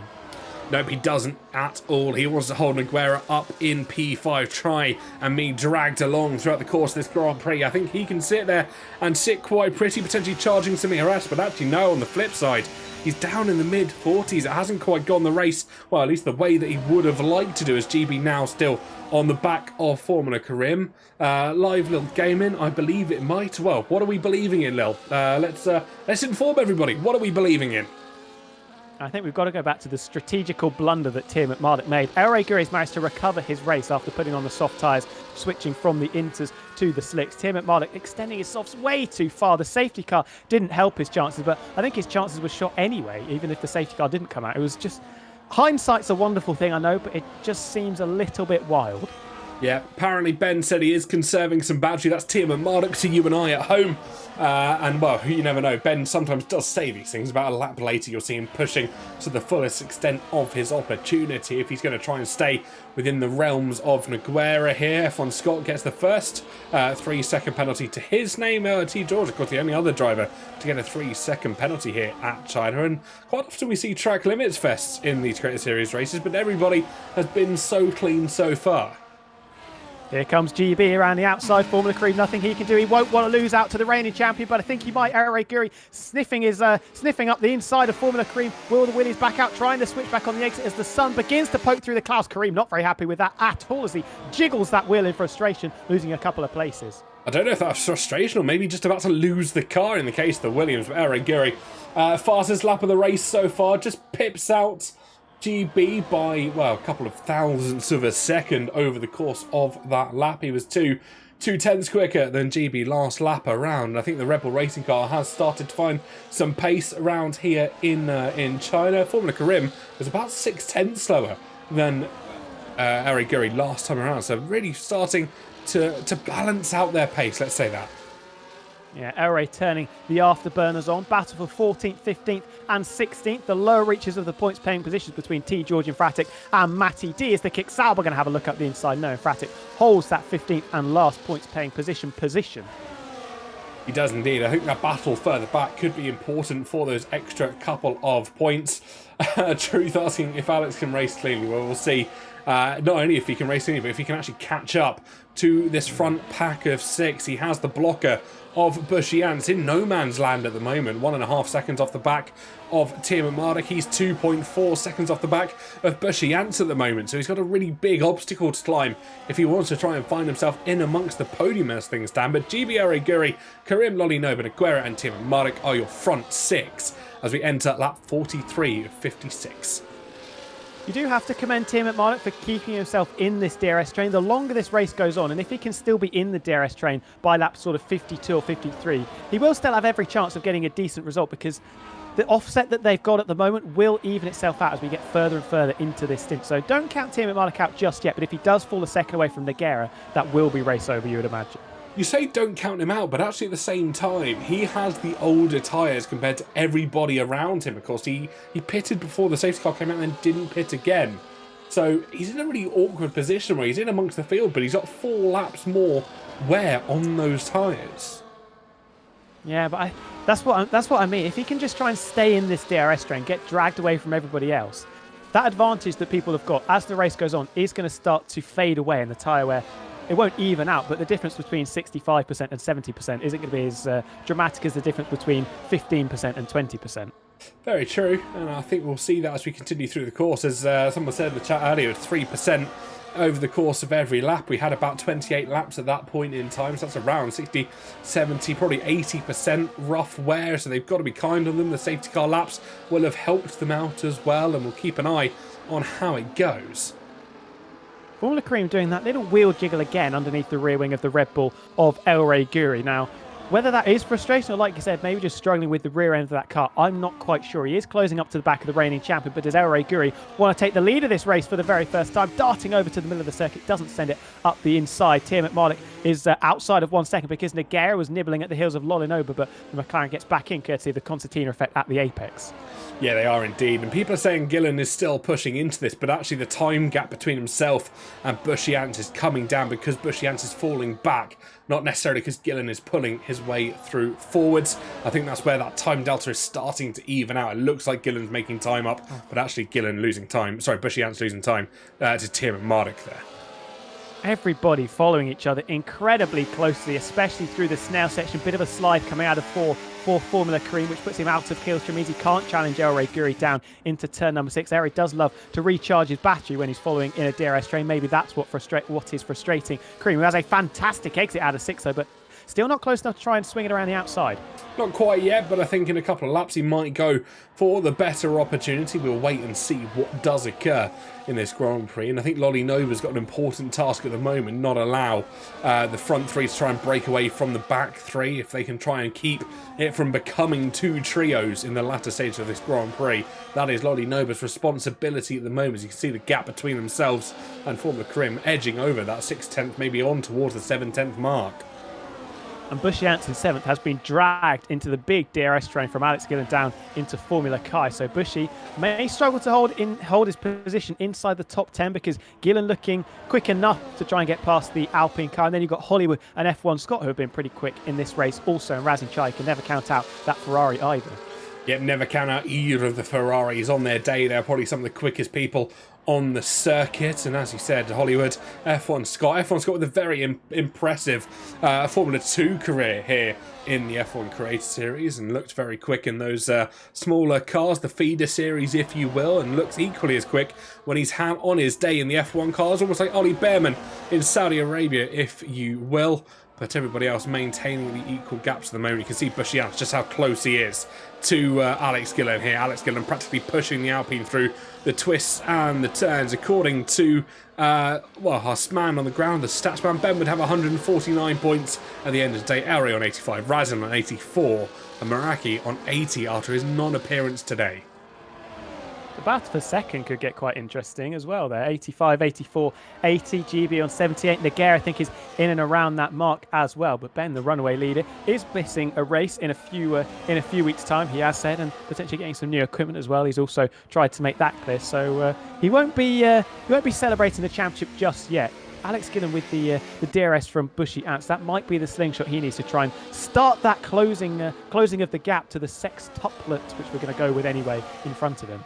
I think if he does try and chase these guys down, he's got to do it sooner rather than later. We're approaching 11 laps to go, very quickly 10 laps to go in this Grand Prix, and that 3-second advantage that the drivers have will soon be diminished away as Lolinoba gets past Formula Kareem in towards the hairpin. I think the Williams will try and swing it around the outside, but it might be worth just letting the Haas go for time being. But the Williams is going to continue to fight it in towards the final corner. Formula Kareem wanting to hold on to the podium position as it stands.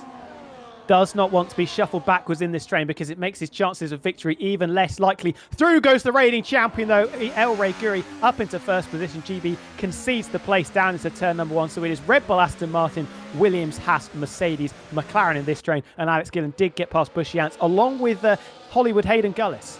Interesting, the V-Cub managing to sneak his way through, starting down from P19. Of course, Matty D, who failed to qualify starting down in P20, he's only made up 4 positions in this Grand Prix. But Aidan Gullis looking almighty in this race. Comeback 46 to 56, 10.5 laps to go once we get through the second sector here. And Ari Guri has already put his foot down. He's gained half a second already on GB68 through 2 sectors. The reigning champ has been conserving his battery, now deciding the time is to bolt and try and get that group away from him and get them out of DRS range, but it hasn't worked. 6/10 he managed to pull, but that is not enough, and a little bit deep into turn number 11 as well means GB is going to be comfortably inside the 1 second window to keep himself in the DRS train.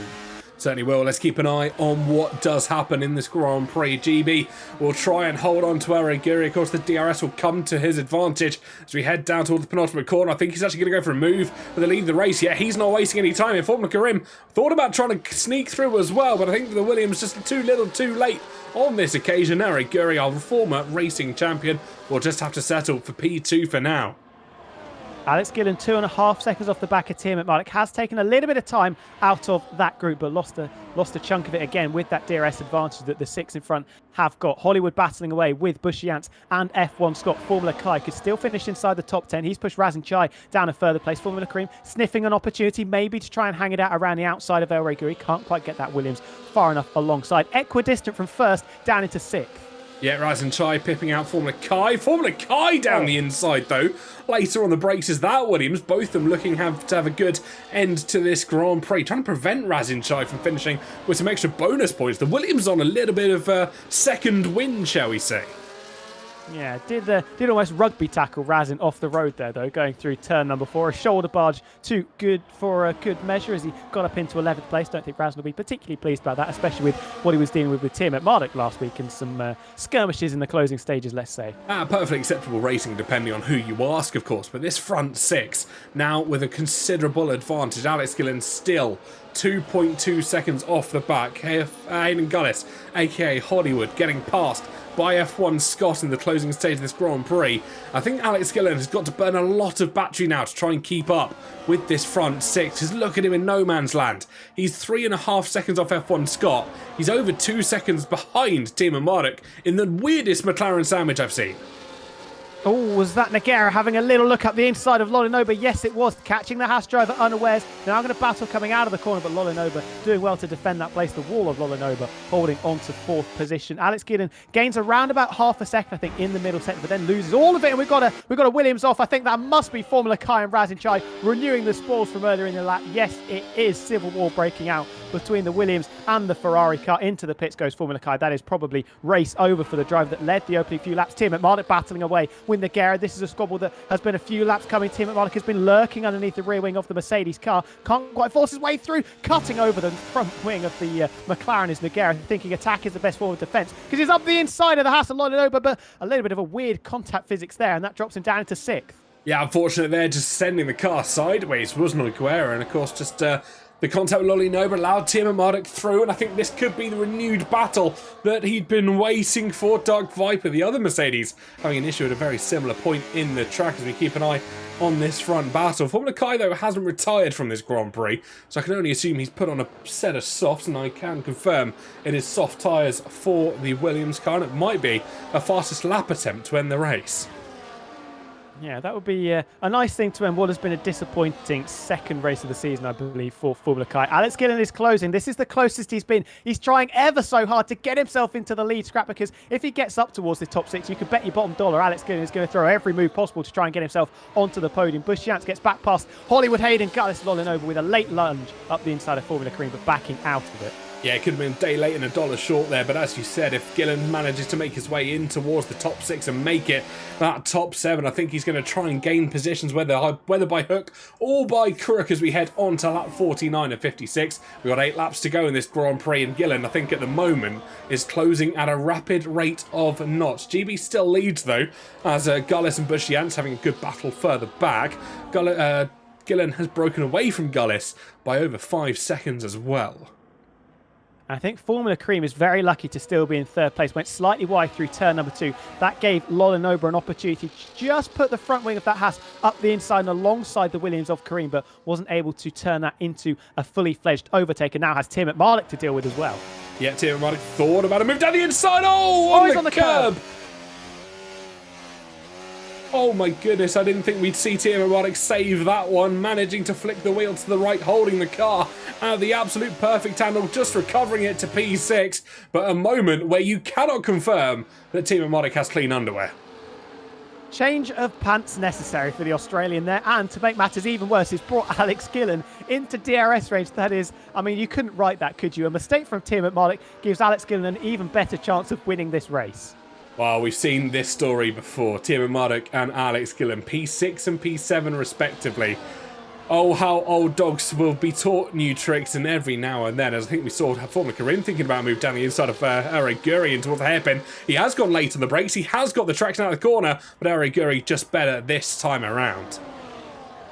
The reigning champ holding firm, marking his territory in second place. That's the position he wants going on to the final lap of this race, so he can try and slipstream past GB down into turn number 14. I wonder what GB's tactics are. He's probably getting sweaty palms at this point, leading the race on lap number 50. Is this his golden opportunity? It feels like we've said that 6 or 7 times, though, in the past 3 or 4 months. Yeah, GB with significantly less battery than the 2 drivers behind him as well. I think he's been working overtime to avoid Eric Guri or Formula Karim going past him. Nogueira thinks about a move around the outside of Lolinoba here in towards the second sector. Mercedes pushed slightly wide, but fair racing room has been given. Couldn't quite get the traction out of the right-hander, but the left-hander, the inside line comes to him, and Nogueira up to P4. Oh, he was trying to keep his front wing alongside there. Lolinoba and a little bit wide for Nogueira, slams into the side pod of the Mercedes car and can't quite get that position back. Tim McMarlick still very much there, as is Alex Gillen. When are we going to see the box office battles between Gillen and Ben Daly? I'm sure we'll see it very shortly. Up the inside into turn 11 goes Tim McMarlick, trying to push Lolinoba down. Another position. Alex Gillen, a very willing spectator at the moment. Big slide on the exit. Could that allow Gillen to get up into 6th place? He's got the overspeed around the outside, but will have to go the long way around. Will Lolinoba just chop off the front wing of that kick Sauber? Yes, I think he has. Yeah, I think he has indeed. I think he's going to try and defend, but attack Tim McMarlick at the same time. They're still wheel to wheel. Are we going to see 3 wide in towards the hairpin? Surely not this time around. Gillen late on the brakes. He can't get the car stopped, and he's gone deep.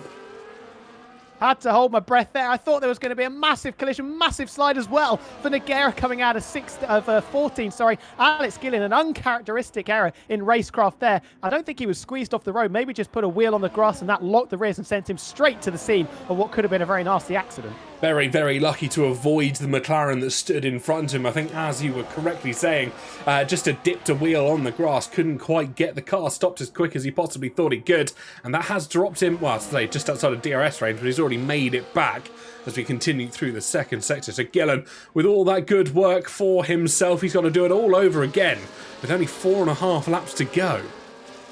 And it's effectively given Tim McMarlick a free position, because Lolinoba, I think, was probably going to get that place back if Gillen didn't launch it around the outside and make that tiny mistake on the grass there, just braking way too heavily, locking the rears and sending him straight off into the run-off area. But it hasn't damaged him too much. Maybe the tyres are a little bit high in temperatures and added a couple of percentages of wear and a couple of grams of fecal matter into his pants afterwards, but still continuing on. Well, of course, people are starting to let us know who they're wanting to win this race. Let us know in the live chats who you're thinking. As I see Lewis Magic L Plant as El Rey Otmir is going to win. Of course, the driver that finds himself in P2, El Rey Guri at the moment. And as Formula Kai, as expected, sets the fastest lap of 1:32 flat, over a second quicker than anybody else on the field at the moment. Nogueira starting to make moves now up the inside of Formula Kareem, potentially El Rey Guri as well, down into turn number 14. Will Kareem be left the space on the outside? He's got the traction on the exit to try and hold it around the outside and maintain third position, that final spot on the podium. I think Kareem has a bit of damage there. I think he might do. He ran very wide out to that final corner. Yeah, front left end plate missing for that Williams. I wonder where this has gone. So this could open the door for GB68 to get his first ever win as El Rey Guri swoops around the inside of turn number 1. This is where the analysts will come into their own. Who wants to be leading onto this final lap, on towards that final back straight? Because I think whoever is leading onto that back straight will not get the race win. Where has Kareem picked that damage up? I can't remember him going into the back of Ere or GB in the past couple of laps, but it has to be very recently. Alex Gillen up the inside of Lolinoba starting his assault on the podium. Places a bit of a wobble on the exit for the Haas, means that Alex Gillen is comfortably ahead coming into turn number 7 and 8. I hold my breath because I think the Haas is actually still there alongside, but now Gillen completes the overtake. Yeah, he does indeed. Beautiful move for the kick. Saber up one more position. This time, not dipping a wheel on towards the grass. And it is orange wing damage according for Formula Kareem. So this could be his race run. Unfortunately, that damage so critical. And apparently he went into the back of Ere 2 laps ago. I think that's the same lap where we saw Alex Gillen going very wide in towards the hairpin.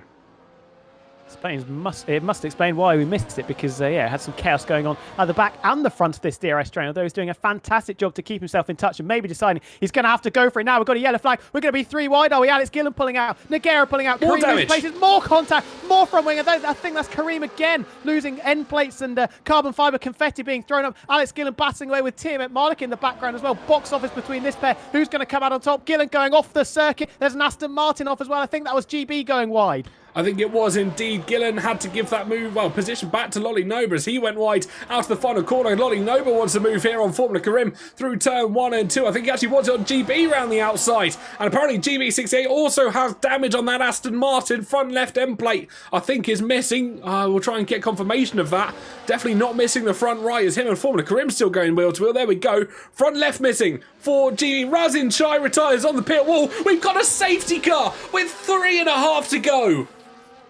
Oh, nearly more damage for Kareem. They're almost clattering into the rear of GB, but it's happened again, maybe, for the Aston Martin car. Was that El Guri braking hard, just trying to maybe brake check his opponents down into the turn 14 hairpin? I wouldn't particularly want to, I wouldn't want to suggest any foul play involved. It means that Nogueira is up into second place and all of that. Another driver that is yet to win in the Creator Series, but I imagine everybody's going to dive into the pits with soft compound tyres, but will Formula Kareem, will they fix their front wing damage? Well, that's the question they will be asking. Will it be a fixed front wing, or will they try the classic esports technique of just getting some wing adjustment in there, trying to additional downforce what they are missing from those front left end plates? I'm sure we'll see in just a couple of moments. But El Guri, who has complete front wing at the moment, I wouldn't be surprised if we do see them into the pit lane. They've all done 21 and 25 laps for Tiamat Marduk on these medium tyres.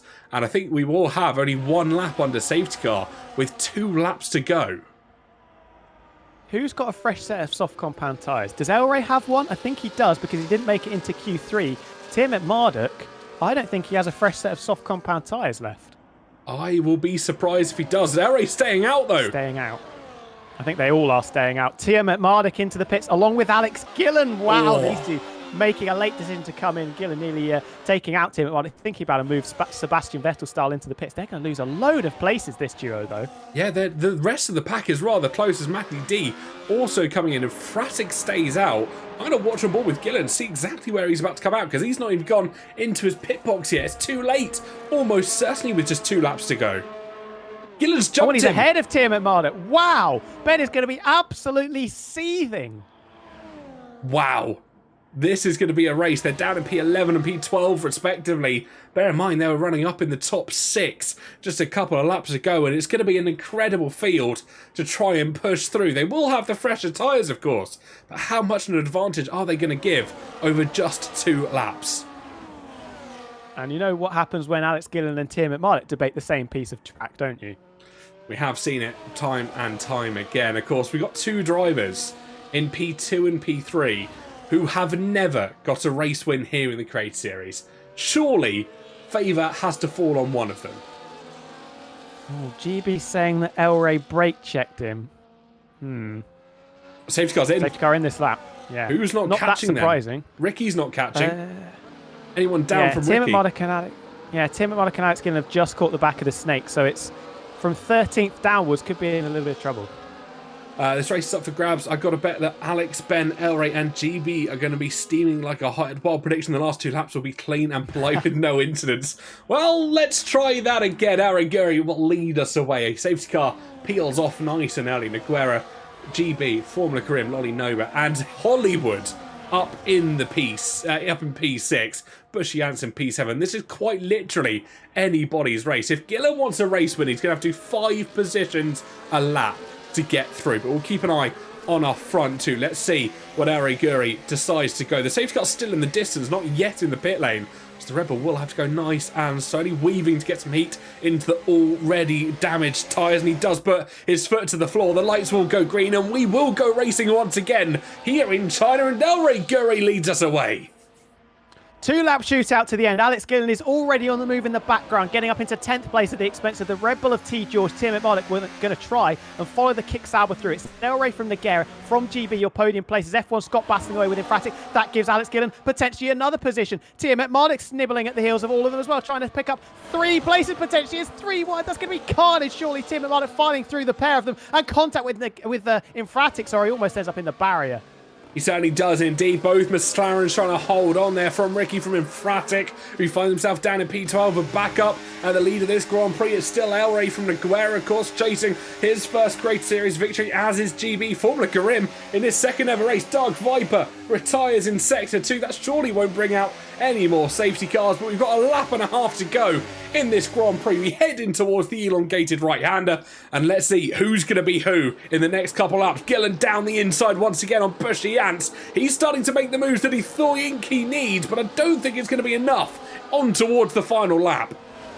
Yeah, but he's got past Hollywood, though. Do not discount Alex Gillen. He's up into 6th place already. Tim McMardock still down in 9th. El Rey still leading from Nogueira. That is 8/10 of a second. GB and Formula Korean going to be absolutely rapid in a straight line with the front wing damage that they've got. Can Alex Gillen maybe try and get past Lolinoba? Under braking down to 14. There's the kick Sauber moving up the inside. Alex Gillen is going to get 5th position. Is he? Surely he's going to have the traction and the confidence to dispose of that ass, and yes, he does.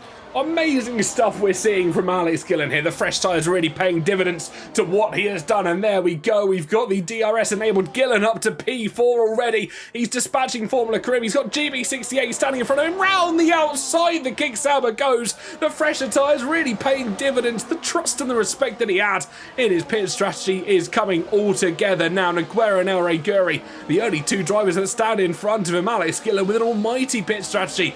With just 2 laps to go, we head into Sector 2. Can Gillen chase down Nogueira and El Rey in the final few runnings? 24 laps they've had those medium tyres on in the course of this Grand Prix, and Gillen will be chomping at the bit to try and take P1. Tim McMardock around the outside of GB68 as well. The 2 soft runners almightily quick here.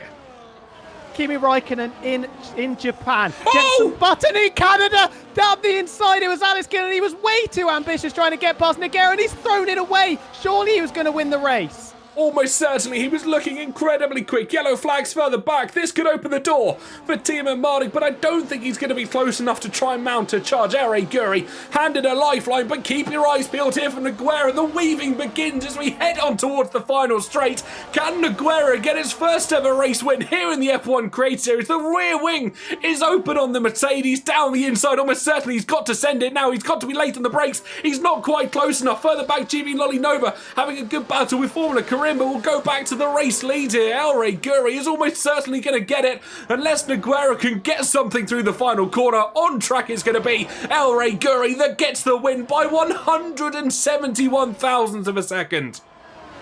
Wow, Alex Gillen's going to come home in 8th place after that. Wow, wow, wow. It's El Guri, the reigning champion, going back-to-back in the Creator Series. Brazil down to China, and the reigning champion with 2 wins this season. Tim McMardock, after all of that, ends up on the podium. GB in 4th, Lolinoba 5th, Formula Karim 6th, and Hollywood ending up in 7th. Wow, what a Grand Prix we have just seen. Mind-blowing. From start to finish. Tim McMardock, of course, pitting at the same time as Alex Gillen. Not spinning, though. That's the important thing. And finishing up on the podium, it is McLaren that finishes up there. Formula Kai will finish in P17. Disappointing the way it was won, says the Potato Zone. Unfortunately, that is the way the cookie crumbles sometimes here in the F1 Create Series. GB, unfortunately, couldn't quite find that first race win this weekend. But I'm still confident that the Aston Martin will win at least 1 Grand Prix this season. He certainly has got the pace. I'm fairly sure the Interpoint went to Formula Karim, if I'm not mistaken. Yes, I believe it was the Williams of Formula Korean to pick up an extra point. But it's El Guri winning back-to-back in the Creator Series. And absolutely carnage last lap. Alex Gillen, though, I literally can't believe it. He had it absolutely laid out on a plate for him, and he threw it away. See, officially, according to the game, he gets driver of the day. However, Hayden Gullis actually made the same amount of overtakes from P19 to P7. So I'd argue that Hayden Gullis was probably up there for that contender. But we'll run through your race finishing order as there's more rain at China in the background there. I don't know where that's come from. But Eric Gurry from Naguera, from Matteo and Marduk are your podium sitters. GB Lolinova, Formula Karim with an amazing second race here in the F1 Creator Series. Hayden Gullis, Alex Gillen, Infratic and Dat Guy Vince are your top 10. Bushy Ants, Matty D, Ricky 03, F1 Scott, T George, Sir Dogan and Formula Kai are your race finishers. Dark Viper and Razin Chai get classified with +2 and +5 laps respectively, and of course Blackmere with the earlier DNF. So unfortunate to see him dipping out.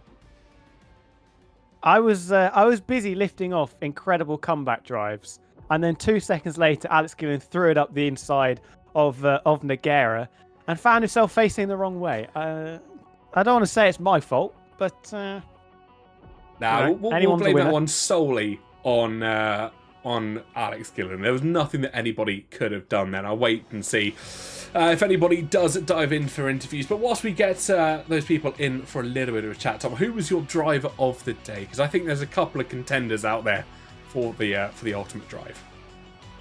Yeah, it's a really difficult one. Really difficult one. I think Nogueira is a very solid shout. Was really, really quick, recovered nicely because I think he had a bit of a tricky first few laps, got a bit of damage early on, had to try and hold on to a few places. So Nogueira is going to be my shout.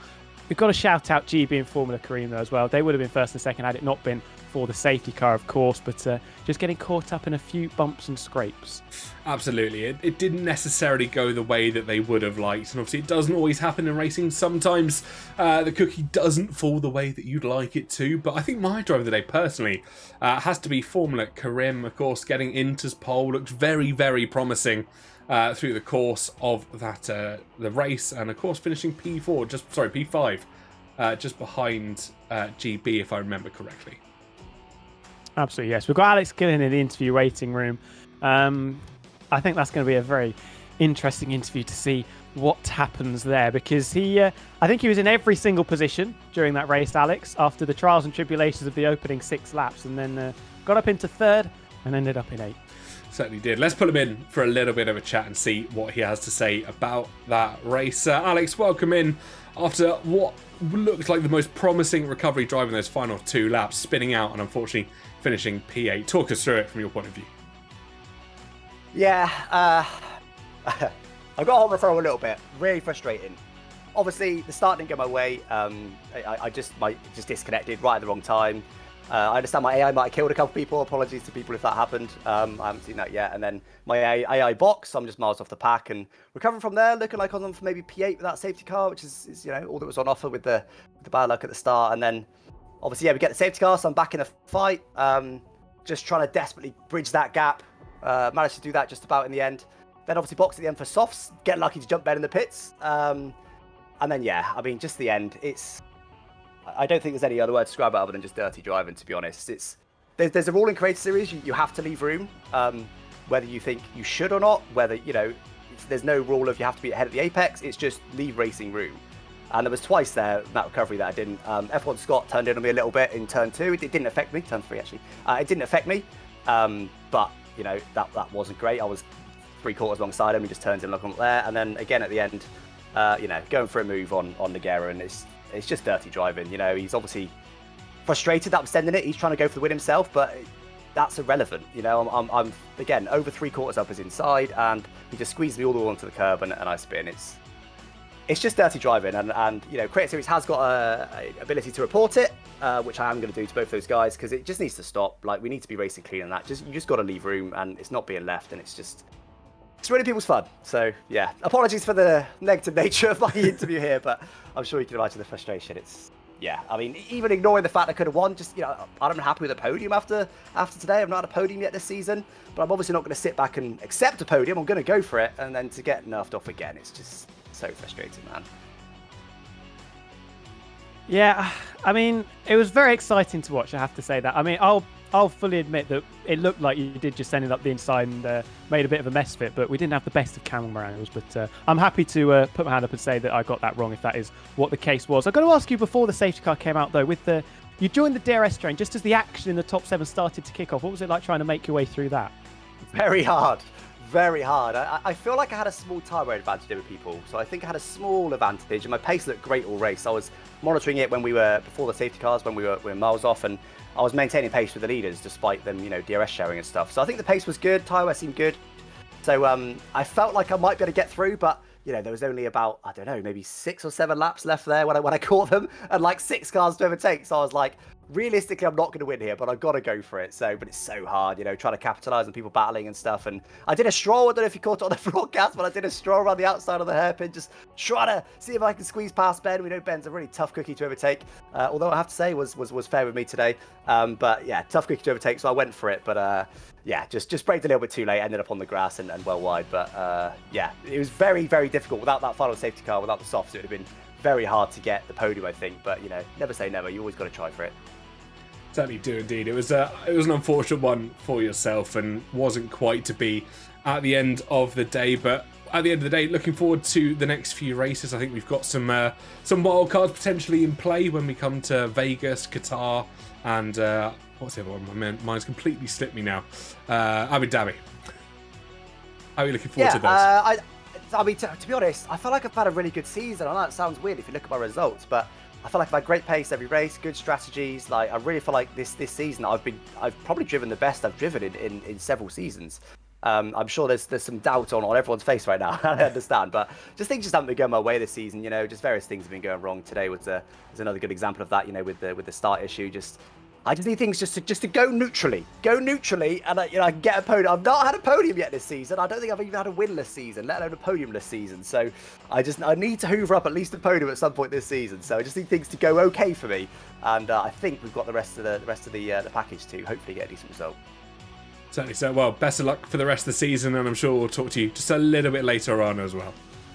Yeah, cheers guys. Thank you so much. Cheers, Alex. Well, we have also got Team at Marduk. I apologise for my camera just not wanting to focus this afternoon. It's been one of those days for it. I think it's just given up on life and not wanting to focus out. But we have got Team at Marduk in for a chat as well. So let's speak to one of our podium sitters. Ben, welcome in to the commentary box after, let's just say, a disappointing iRacing stint out for yourself. Was F1 slightly better? Maybe we don't have Ben. Oh. The ghost of Tim. Sorry, oh, there we go. I have one thing I want to say. Kill it in the mud, kill it in the mud.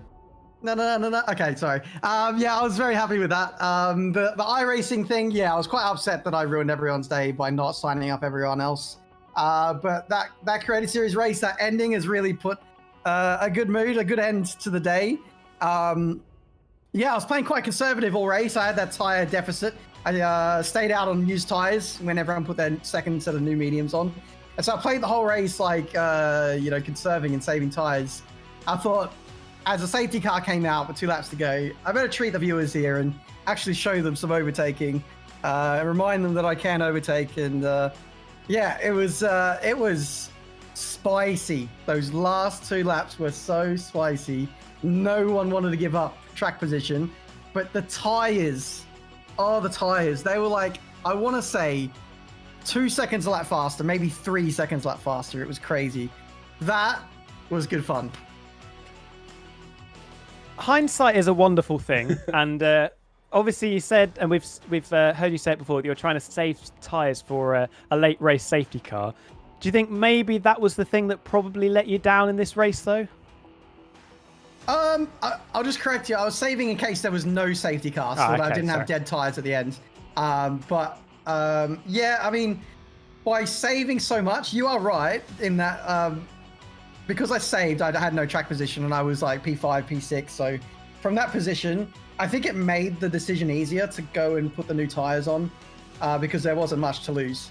If I stayed out, on the mediums, I would have got gobbled up by Gillen. I could have ended up spun by Gillen or whatever it might have been. So I took the aggressive route, but it ended up kind of being the safe route at the same time.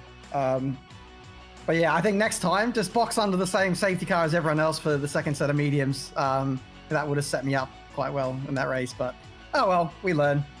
Certainly do indeed. I think you took the question right out of my mouth as what would you do differently next time. But at the end of the day, a podium is still a podium. Extends your lead at the top of the championship standings. And just a massive congratulations once again.